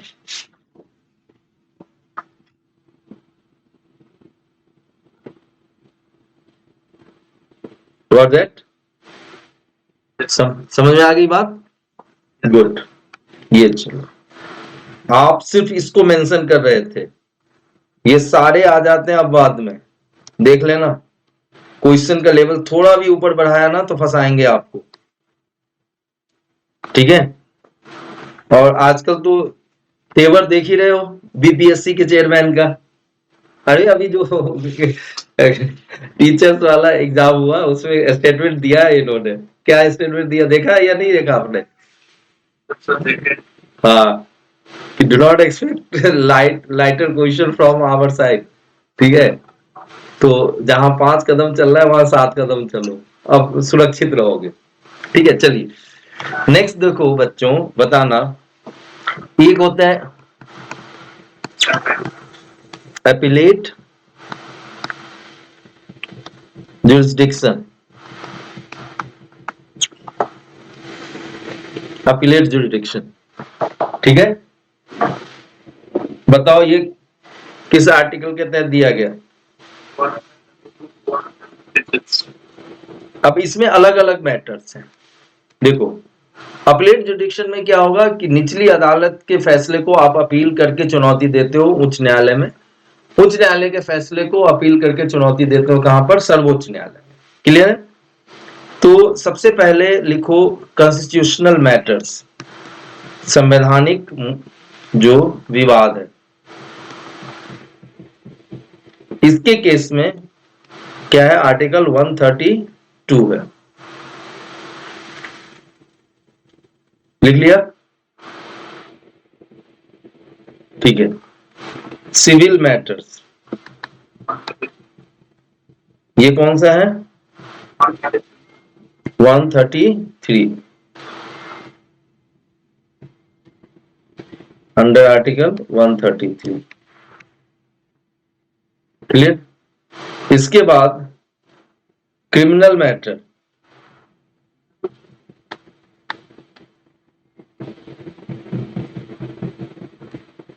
किसमें आएगा? 134 में, अंडर आर्टिकल 134 लिख लिया। चलिए, चलो अब बताना तो आर्टिकल 136 में क्या दिया हुआ है? Special appeal to Supreme Court, कोई भी केस हो, कोई है चाहे क्लोज है, इलेक्ट्रिक लॉ सुप्रीम कोर्ट अपने ले सकते हैं। एक मिनट, आ रहा हूँ, आपकी बात को सुनता हूँ। कुछ कंफ्यूजन लग रही है अभी भी आप।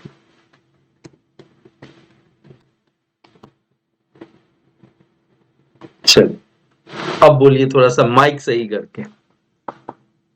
इसमें है कि कोई भी केस है ऑन गोइंग है चाहे क्लोज है, मिलिट्री को छोड़ के, तो उसको यदि सुप्रीम कोर्ट चाहे तो अपने संज्ञान में ले सकता है। ओके, खुद ब खुद यस सर। नहीं, सुनना इसमें, संज्ञान में ले सकते हैं, लेकिन एसएलपी के तहत क्या होता है? एसएलपी होता क्या है पहले ये समझो। इसको हिंदी में कहते हैं विशेष छूट याचिका, हिंदी में जो कहते हैं। अब होता क्या है कि आर्टिकल 32 और 26 की 226 की बात को छोड़ दो अभी एक मिनट के लिए और समझे इसको, कि जब निचली अदालतें के फैसले को चुनौती देते हो तो अपील करनी पड़ती है आपको उच्च न्यायालय में। उच्च न्यायालय के फैसले को अपील करनी पड़ती है कहां पे? सर्वोच्च न्यायालय। ठीक है बच्चे, अब देखो होगा क्या कि यदि आपको मान लो, एक सेकंड मैं दूसरे तरीके से समझा रहा हूं, ठीक है? आप रह रहे हो मिर्जापुर में, एक मिनट के लिए मान लो, ठीक है? और मिर्जापुर में कौन है? कालीन भैया, ठीक है? सिंपल तरीके से समझो। अब वहां पर कुछ पंगा आपका क्या हो गया? कालीन भैया के लोगों से हो गया, ठीक है? आपने पुलिस में रपट लिखवा दी, एफआईआर लिखवा दी, केस पहुंच गया कहां पर? उधर कोर्ट के अंदर। लेकिन इतने प्रभावशाली है कालीन भैया, ठीक है, कि आपको लग रहा है कि यहां पर न्याय मिलना तो मुश्किल कहां, क्लियर? तो आप क्या कहेंगे, या फिर ऐसी कोई गड़बड़ी लग रही हो तो ऐसी स्थिति में सीधे सर्वोच्च न्यायालय आप जा सकते हैं। वरना क्या होगा? सबसे पहले तो सबऑर्डिनेट कोर्ट्स देगी, अधीनस्थ न्यायालय फैसला देगी, उसके फैसले को अपील कहां करेंगे आप? उच्च न्यायालय में। उच्च न्यायालय के फैसले को अपील कहां करेंगे? सर्वोच्च न्यायालय। तो स्टेप बाय स्टेप जाएंगे। लेकिन विशेष छूट याचिका आपने दायर की कहां पर? सर्वोच्च न्यायालय को, और गुहार लगाई कि भाई हमारे केस को सीधे तौर से आप देखिए, ठीक है? यदि एसएलपी एक्सेप्ट कर लिया गया, अंडर आर्टिकल 136 ये की जाती है, एसएलपी यदि एक्सेप्ट कर लिया गया तो सीधे तौर से वो मामला सुप्रीम कोर्ट अपने हाथ में लेगी, ठीक है? समझ आई बात? बोलो है ना? ये एसएलपी है। अब देखो, सर्वोच्च न्यायालय का जो फैसला होता है वो अंतिम होता है, ठीक है? सर्वोच्च न्यायालय के फैसले को आप सर्वोच्च न्यायालय में ही आप रिव्यू पिटीशन डाल के, क्लियर? नहीं, पुनर्विचार याचिका जिसे कहते हैं, डाल के बोल सकते हो कि आप अपने फैसले के ऊपर ध्यान दें, थोड़ा सा देखें यहाँ गड़बड़ी। अब पुनर्विचार याचिका भी एक बार आपको उस पर भी फैसला सुना दिया गया, ठीक है? तो उसके बाद क्या उपाय है आपके पास? मतलब जानबूझ के मैं रुक रहा हूं। यदि पुनर्विचार याचिका या रिव्यू पिटीशन के ऊपर फैसला दे दिया सर्वोच्च न्यायालय ने, तो अब क्या उपाय बचा हुआ है लीगली आपके पास?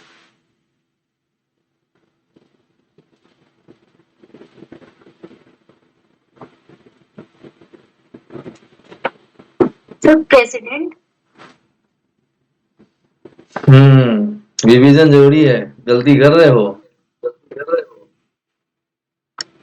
देखो क्या है, ये रहा सबऑर्डिनेट कोर्ट, बोलो है ना? इसके फैसले को कहा आपने दिया? हाई कोर्ट में चुनौती। हाई कोर्ट के फैसले को सुप्रीम कोर्ट में चुनौती। सुप्रीम कोर्ट ने अपना क्या दे दिया? वर्डिक्ट। उस वर्डिक्ट के बाद आप वहां पर क्या डाल सकते हो? Review petition. रिव्यू पिटीशन ये अंडर आर्टिकल 137।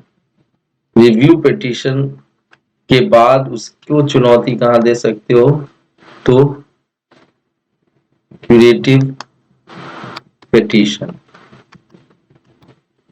इसको कहते हैं पुनर्विचार याचिका, इसको कहते हैं उपचारात्मक याचिका। ठीक है, हाँ क्यूरेटिव, क्यूरेटिव उपचारात्मक।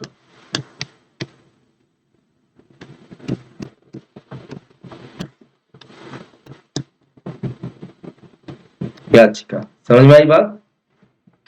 क्लियर? ये होते हैं अंडर आर्टिकल 142। यहां से भी बात ना बने तब जाओगे प्रेसिडेंट के पास, प्रियंका बच्चे, ये वाला स्टेप आपने छोड़ दिया था, ये वाला स्टेप। क्लियर? लेकिन ये रेयरेस्ट ऑफ रेयर केस में एक्सेप्ट किया जाता है सुप्रीम कोर्ट। वाला सब फैसला इसी पे आया ना, स्टूडेंट के बारे में। ना रिव्यू पिटीशन, अयोध्या वाला फैसला तो ऐसे ही था, उसमें कहा रिव्यू पिटीशन एक्सेप्ट किया सुप्रीम कोर्ट। बोला था ना कि डालेंगे, लेकिन डाला नहीं और एक्सेप्ट भी नहीं किया। ठीक है, डाला ही नहीं मुस्लिम पक्ष ने, पक्षकारों ने। ठीक है, और क्यूरेटिव तो वो है, बहुत रेयरेस्ट ऑफ रेयर है। क्यूरेटिव के लिए तो आपको एडवोकेट, जो सीनियर एडवोकेट होंगे वो सर्टिफाई करेंगे, तब जाके क्यूरेटिव पिटीशन डाल सकते हो। और यदि वो फ्रिवलस है, फालतू का है, तो आप पे एग्जेम्पलरी पनिशमेंट हो सकता है। मतलब ऐसी पनिशमेंट हो दी जाएगी जो कि उदाहरण नजीर होगी। ठीक है, सब प्रेसिडेंट के पास, प्रेसिडेंट के पास जाने के लिए पहले मतलब क्यूरेटिव पिटीशन से जाना पड़ेगा, सुनते चलो, डायरेक्ट नहीं जा सकते। नहीं, डायरेक्ट आपके पास जब ये उपाय बचा हुआ है, ठीक है, ये उपाय बचा हुआ है, जाने को तो जा सकते हो, सीधे चले जाओ यहाँ के बाद प्रेसिडेंट के पास। ठीक है, चले जाओ, और यहां रिजेक्ट हो गया तो फिर तो कुछ है ही नहीं। तो यहां पर यदि आपकी बात मान ली गई तो अच्छी बात है ना, यहां भी ना हो तो यहां पर मान लें। ये तो सबसे अंतिम है बच्चे, इससे पहले इसको एक्सप्लोर करोगे आप। Okay sir. क्लियर है पॉइंट? Yes sir. क्लियर, सबका क्लियर हो गया? स्पेशल लीव पिटीशन क्या है, क्यूरेटिव क्या है?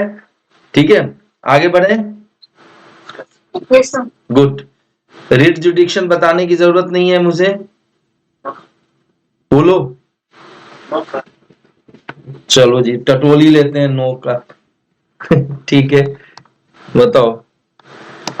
हेबियस कॉर्पस, 2-3 शब्दों में बोलना हो तो क्या होगा, क्या बोलोगे? The body. Produce the body. Clear? Mandamus, एक शब्द में बोलना हो तो क्या होगा? कमांड। वी भी छोड़ दो। क्यों? चलो, प्रोहिबिशन, एक शब्द में बोलना हो क्या बोलोगे? प्रिवेंट,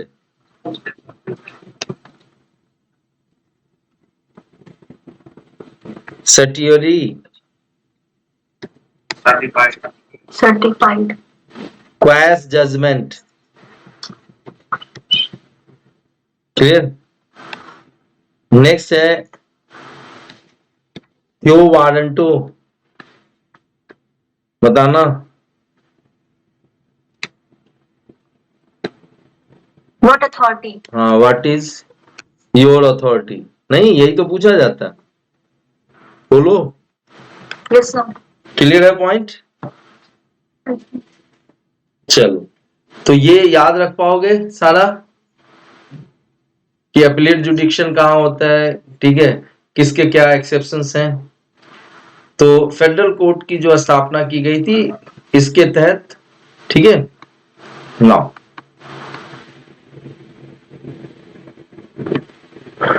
चलिए, अब बताना।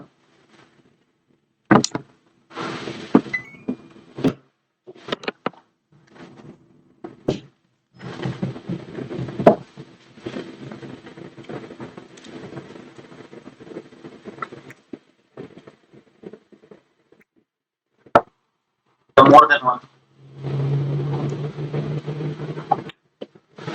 ये तो सही है। Yes, sir. ये 5 तरीके कौन कौन से हैं बताओ? Birth, descent,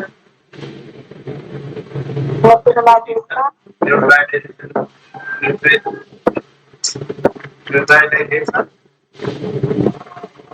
देखो descent.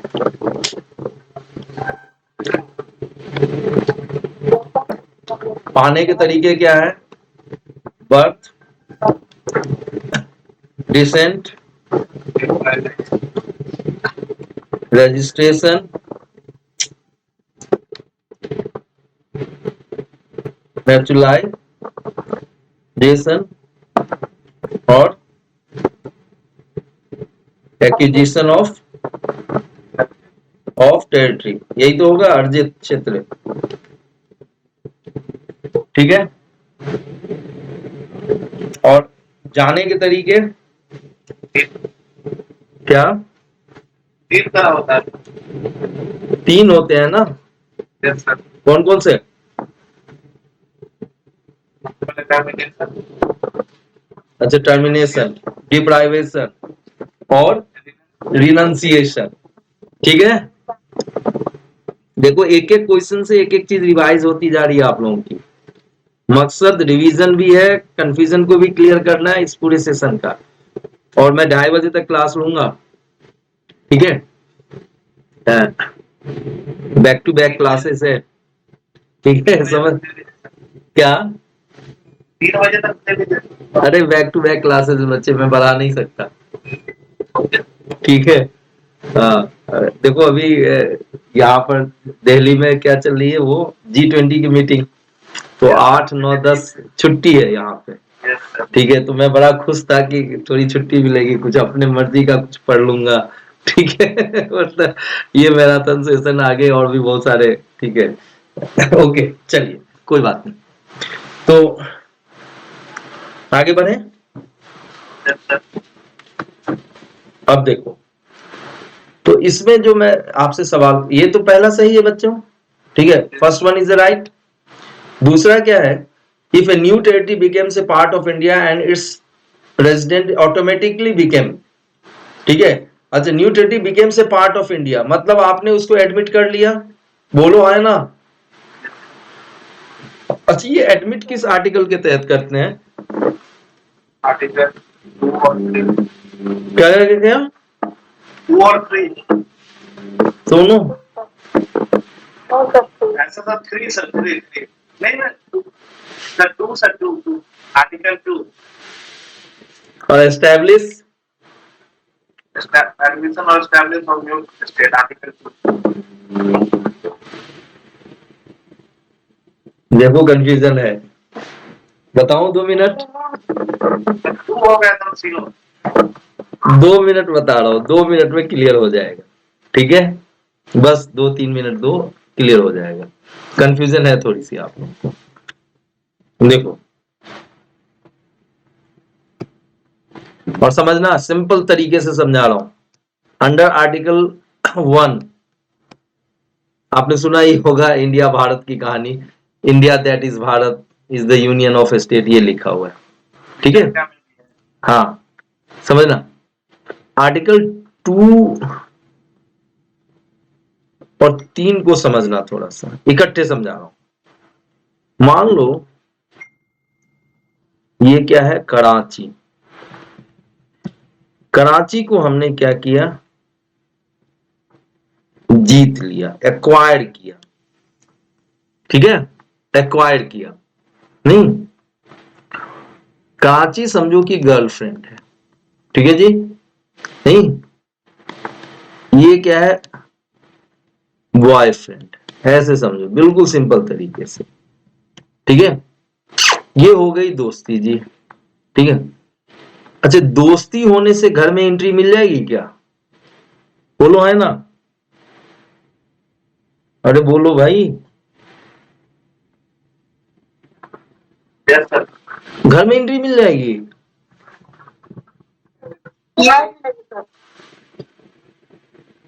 वाह, ऐसे थोड़ी घर में एंट्री मिल जाएगी। किसी से दोस्ती होगी घर में एंट्री दे देंगे? एंट्री का क्या मतलब? आना जाना नहीं, वहां आके रहना हमेशा के लिए,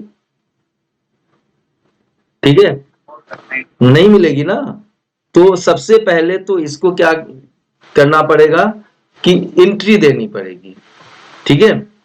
नहीं, एक्वायर्ड टेरिटरी को आप क्या करोगे? एडमिट करोगे, और एडमिट जो होता है वो अंडर आर्टिकल 2 होता है, समझना। तो एडमिट करने का मतलब समझ लो यहां पर इनकी क्या हो गई? मैरिज हो गई, ठीक है जी, मैरिज हो गई। अब देखो बच्चे, मैरिज होने के बाद एडमिट हो गया, घर में आ गए आप, ठीक है? घर में आने के बाद ऐसा हो सकता है कि भाई आपके लिए अलग ही फ्लैट की व्यवस्था कर दी जाए, ठीक है? और हो सकता है पहले से जो एग्जिस्टिंग फ्लैट है, ठीक है, फ्लैट को यहां पर एस्टेट समझ लो, नहीं, एडमिट करने के बाद आपको इसके अंदर डाल दिया जाए। नहीं, जैसे कराची को एक्वायर किया, पहले तो कब्जे में लिया, फिर क्या किया? एडमिट किया, नहीं, भारत के अंदर उसको प्रवेश दे दी गई। प्रवेश देने के बाद हो सकता है कराची एक अलग सा स्टेट बना दिया जाए भारत राज्य का, ठीक है? ये जो अलग सा स्टेट होगा ये भी अंडर आर्टिकल 2 ही होगा, क्लियर? लेकिन पहले से कोई मौजूद राज्य है, एडमिट होने के बाद, ठीक है, यहां एस्टेब्लिश किया गया, और क्या नए में, ठीक है, तो वो आर्टिकल 2 के तहत होगा। और यहां पर एस्टेब्लिश किया गया, क्या किया गया? किसी पहले से जो मौजूदा राज्य थे उसमें डाल दिया गया, क्लियर? तो ये अंडर आर्टिकल 3 होगा, ठीक है? अब बच्चे आर्टिकल 3 कहता क्या है कि किसी भी स्टेट का, क्लियर, एरिया प्लस करना हो, क्या करना हो? माइनस करना हो, क्या करना हो? चेंज करना हो बाउंड्री को, या फिर चेंज ऑफ नेम की बात हो, ये सब किसके अंदर होगा? आर्टिकल 3 के अंदर होगा। तो ये फर्क समझ में आया आप लोगों को, ठीक है? आर्टिकल 1 क्या है, 2 क्या है, 3 क्या है, ठीक है? तो एस्टैब्लिश यहां भी होता, एस्टैब्लिश यहां भी होता, क्लियर? लेकिन ये वाला जो एस्टैब्लिशमेंट है वो नए राज्य के रूप में, बिल्कुल नया राज्य, कराची स्टेट। ये पॉइंट क्लियर है बच्चों आप सभी लोगों का? बताना, क्या सर? कंफ्यूजन थी या नहीं थी अभी भी? बिल्कुल सर, था क्लियर। अब क्लियर हुआ सभी का? किसी को कोई कंफ्यूजन? हाँ, कंसेप्ट को क्लियर करो बच्चे, कुछ भी उलझा दें आप अपना आंसर करके आ जाओ। Got that?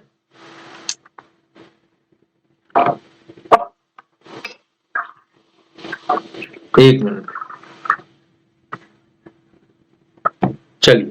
तो ये पॉइंट है, if a new territory becomes a part of India then its resident automatically became citizen, ये तो होगा ही होगा, बोलो। Yes sir. Good. Every person who is born on the after the first Republic Day of the India is a citizen by birth. बिल्कुल सही है, बोलो। सर लेकिन इसका तो 8 जुलाई, 8 जुलाई नहीं सर? हाँ, कुछ दिन के लिए था ना, यस या नहीं था? यस बात। हाँ, तो कुछ दिन के लिए था। अब आज की कहानी अलग है। यहाँ पर क्या कह रहा है भाई, 1935 के हिसाब से देखो तो, consider the following required the acquisition of citizenship. नहीं, यहां पर एक चीज है, every person who was born on after the first Republic Day of India, हाँ ठीक है, तो 55 के हिसाब से ये भी सही है। तो क्या देंगे आंसर? गुड। चलिए, अब अगला सवाल, चलो बनाओ, और स्थिर से, कोई जल्दीबाजी नहीं है।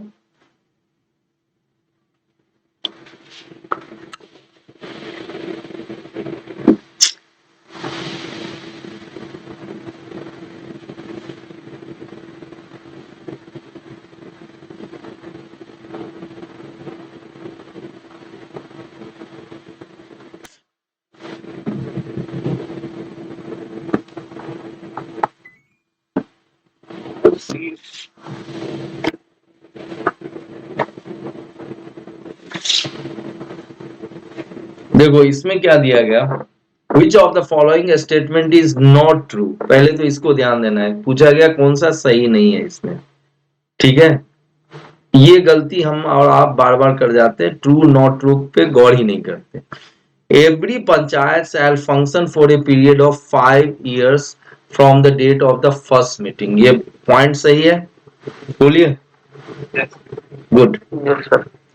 दूसरा है, if the panchayat has already been dissolve the election should be held within 6 months। तो ये तो गलत हो गया, ठीक है। When the dissolved panchayat is reconstituted, it shall be for the residuary period। ये भी सही है,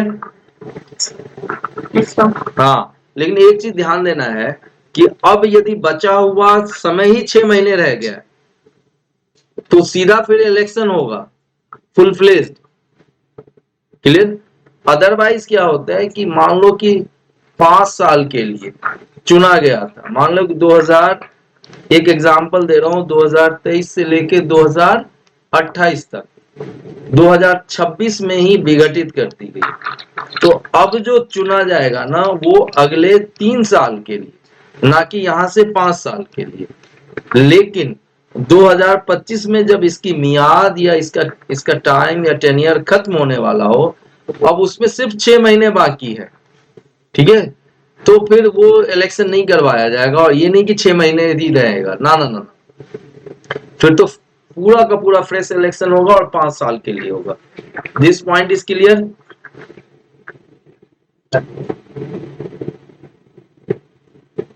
राहुल तुम्हारा आवाज, मेरा आवाज, ओके, गॉट दैट। तो यहां तक पॉइंट क्लियर है।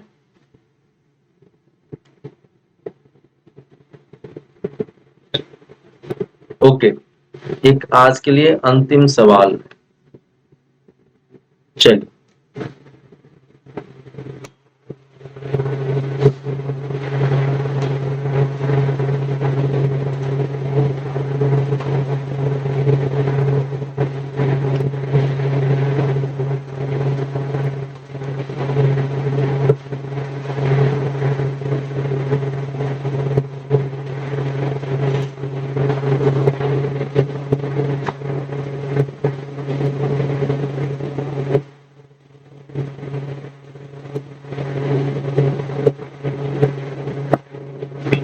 डन।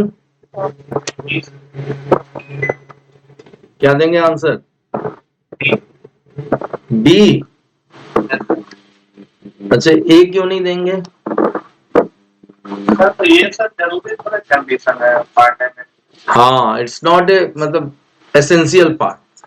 अब लोकसभा में डायरेक्टली यदि इलेक्ट होते हैं, क्लियर, तो ग्राम सभा और उसके आगे भी तो होती है ऐसी चीजें, अमेरिका में भी होता है सर। ठीक है, समझना। तो ये गलत है। राज्यसभा डिसॉल्व, ये देखो सच्चाई है, लेकिन इस क्वेश्चन के मुताबिक नहीं है। क्वेश्चन के मुताबिक तो यही है कि आर्टिकल 75 वाला कलेक्टिव रिस्पॉन्सिबिलिटी। अच्छा, ये कलेक्टिव रिस्पॉन्सिबिलिटी होता क्या है? बार बार सुन रहा हूं मैं। What is this collective responsibility?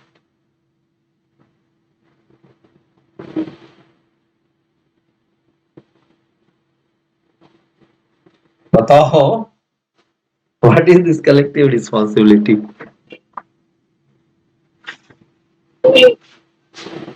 Sir बहुमत अगर साबित नहीं होता तो पूरे के पूरे मंत्रिमंडल सहित उनको भी इस्तीफा देना पड़ता है। लोकसभा सर क्योंकि लोकसभा जनता का जनता द्वारा भी ना सुन रहा हूं, बताएं बताएं और भी लोग। देखो इसमें कुछ नहीं है, कहते हैं दे स्विम और सिंक टुगेदर। कलेक्टिव, मैंने रिस्पॉन्सिबिलिटी नहीं, कलेक्टिव रिस्पॉन्सिबिलिटी पूछा। मान लो कि अमित शाह जी ने, जो कि हमारे माननीय क्या है, गृह मंत्री हैं, वो लोकसभा के अंदर कोई बिल लेके आए, तो प्रेजेंट तो उन्होंने किया, इंट्रोड्यूस उन्होंने किया, रखा बिल को उन्होंने। अब वो बिल यदि पारित नहीं होता है ना, तो ऐसा नहीं कि सिर्फ और सिर्फ अमित शाह जी ही इस्तीफा देंगे। पूरे मंत्री परिषद को इस्तीफा देना पड़ेगा, प्रधानमंत्री भी उसमें है, समझना। क्यों देना पड़ेगा? बिल पारित नहीं होने का, वो भी गवर्नमेंट का बिल पारित नहीं होने का मतलब गवर्नमेंट की बहुमत नहीं है। कहां पर? लोकसभा के अंदर। अनुच्छेद 75 कहता है कि भाई लोकसभा में आपकी बहुमत होनी चाहिए। कलेक्टिव रिस्पॉन्सिबिलिटी का ये मतलब है। तो ऐसा नहीं कि सिर्फ अमित शाह जी वोट मतलब चलो उनको हटाओ और फिर बाकी का मंत्री परिषद चलती रहेगी, ऐसा कुछ नहीं होगा। सभी को इस्तीफा देना पड़ेगा। तो कहा क्या जाता है, दे सिंक और स्विम टुगेदर, या तो डूबेंगे तो साथ साथ या पार करेंगे तो साथ साथ। क्लियर है ये पॉइंट? बोलो है ना? Yes sir. Yes sir. Answer सही था आप लोगों का, ठीक है, लेकिन व्याख्या में थोड़ी सी कमी थी, इसलिए मैंने आपको बता दिया। ठीक है, तो आज के लिए इतना ही है। कल फिर से 10 बजे सुबह मिलेंगे। ठीक है, क्लियर बच्चों? ठीक है, और बाकी का ये इवनिंग तक अपलोड कर दूंगा मैं। ठीक है, कुछ प्रोसेस में समय लगती है चीजों को करने में। ठीक है, इवनिंग तक अपलोड कर दूंगा, इसकी वीडियो भी, आपका लिंक शेयर कर दूंगा। ओके सर, क्वेश्चन का पीडीएफ ग्रुप में डाल। ठीक है, जितने करवाए हैं उतने ही सिर्फ। Yes sir, yes. हाँ, पूरा तो मतलब पत्ते खोलने वाली बात हो जाएगी। मैं नहीं चाहता हूँ पत्ते। देखो आज हमने 25-26 क्वेश्चन ही किए, लेकिन बताओ कि किस कोने में नहीं ऑलमोस्ट गए हैं संविधान के। ऑलमोस्ट पॉलिटी के हर तरफ हम घूम के तो एक चक्कर लगा के आ ही चुके। क्यों? Yes yes. चल मिलते हैं, कल मिलते हैं। Okay, take care, God bless. Thank you sir. Okay, most welcome.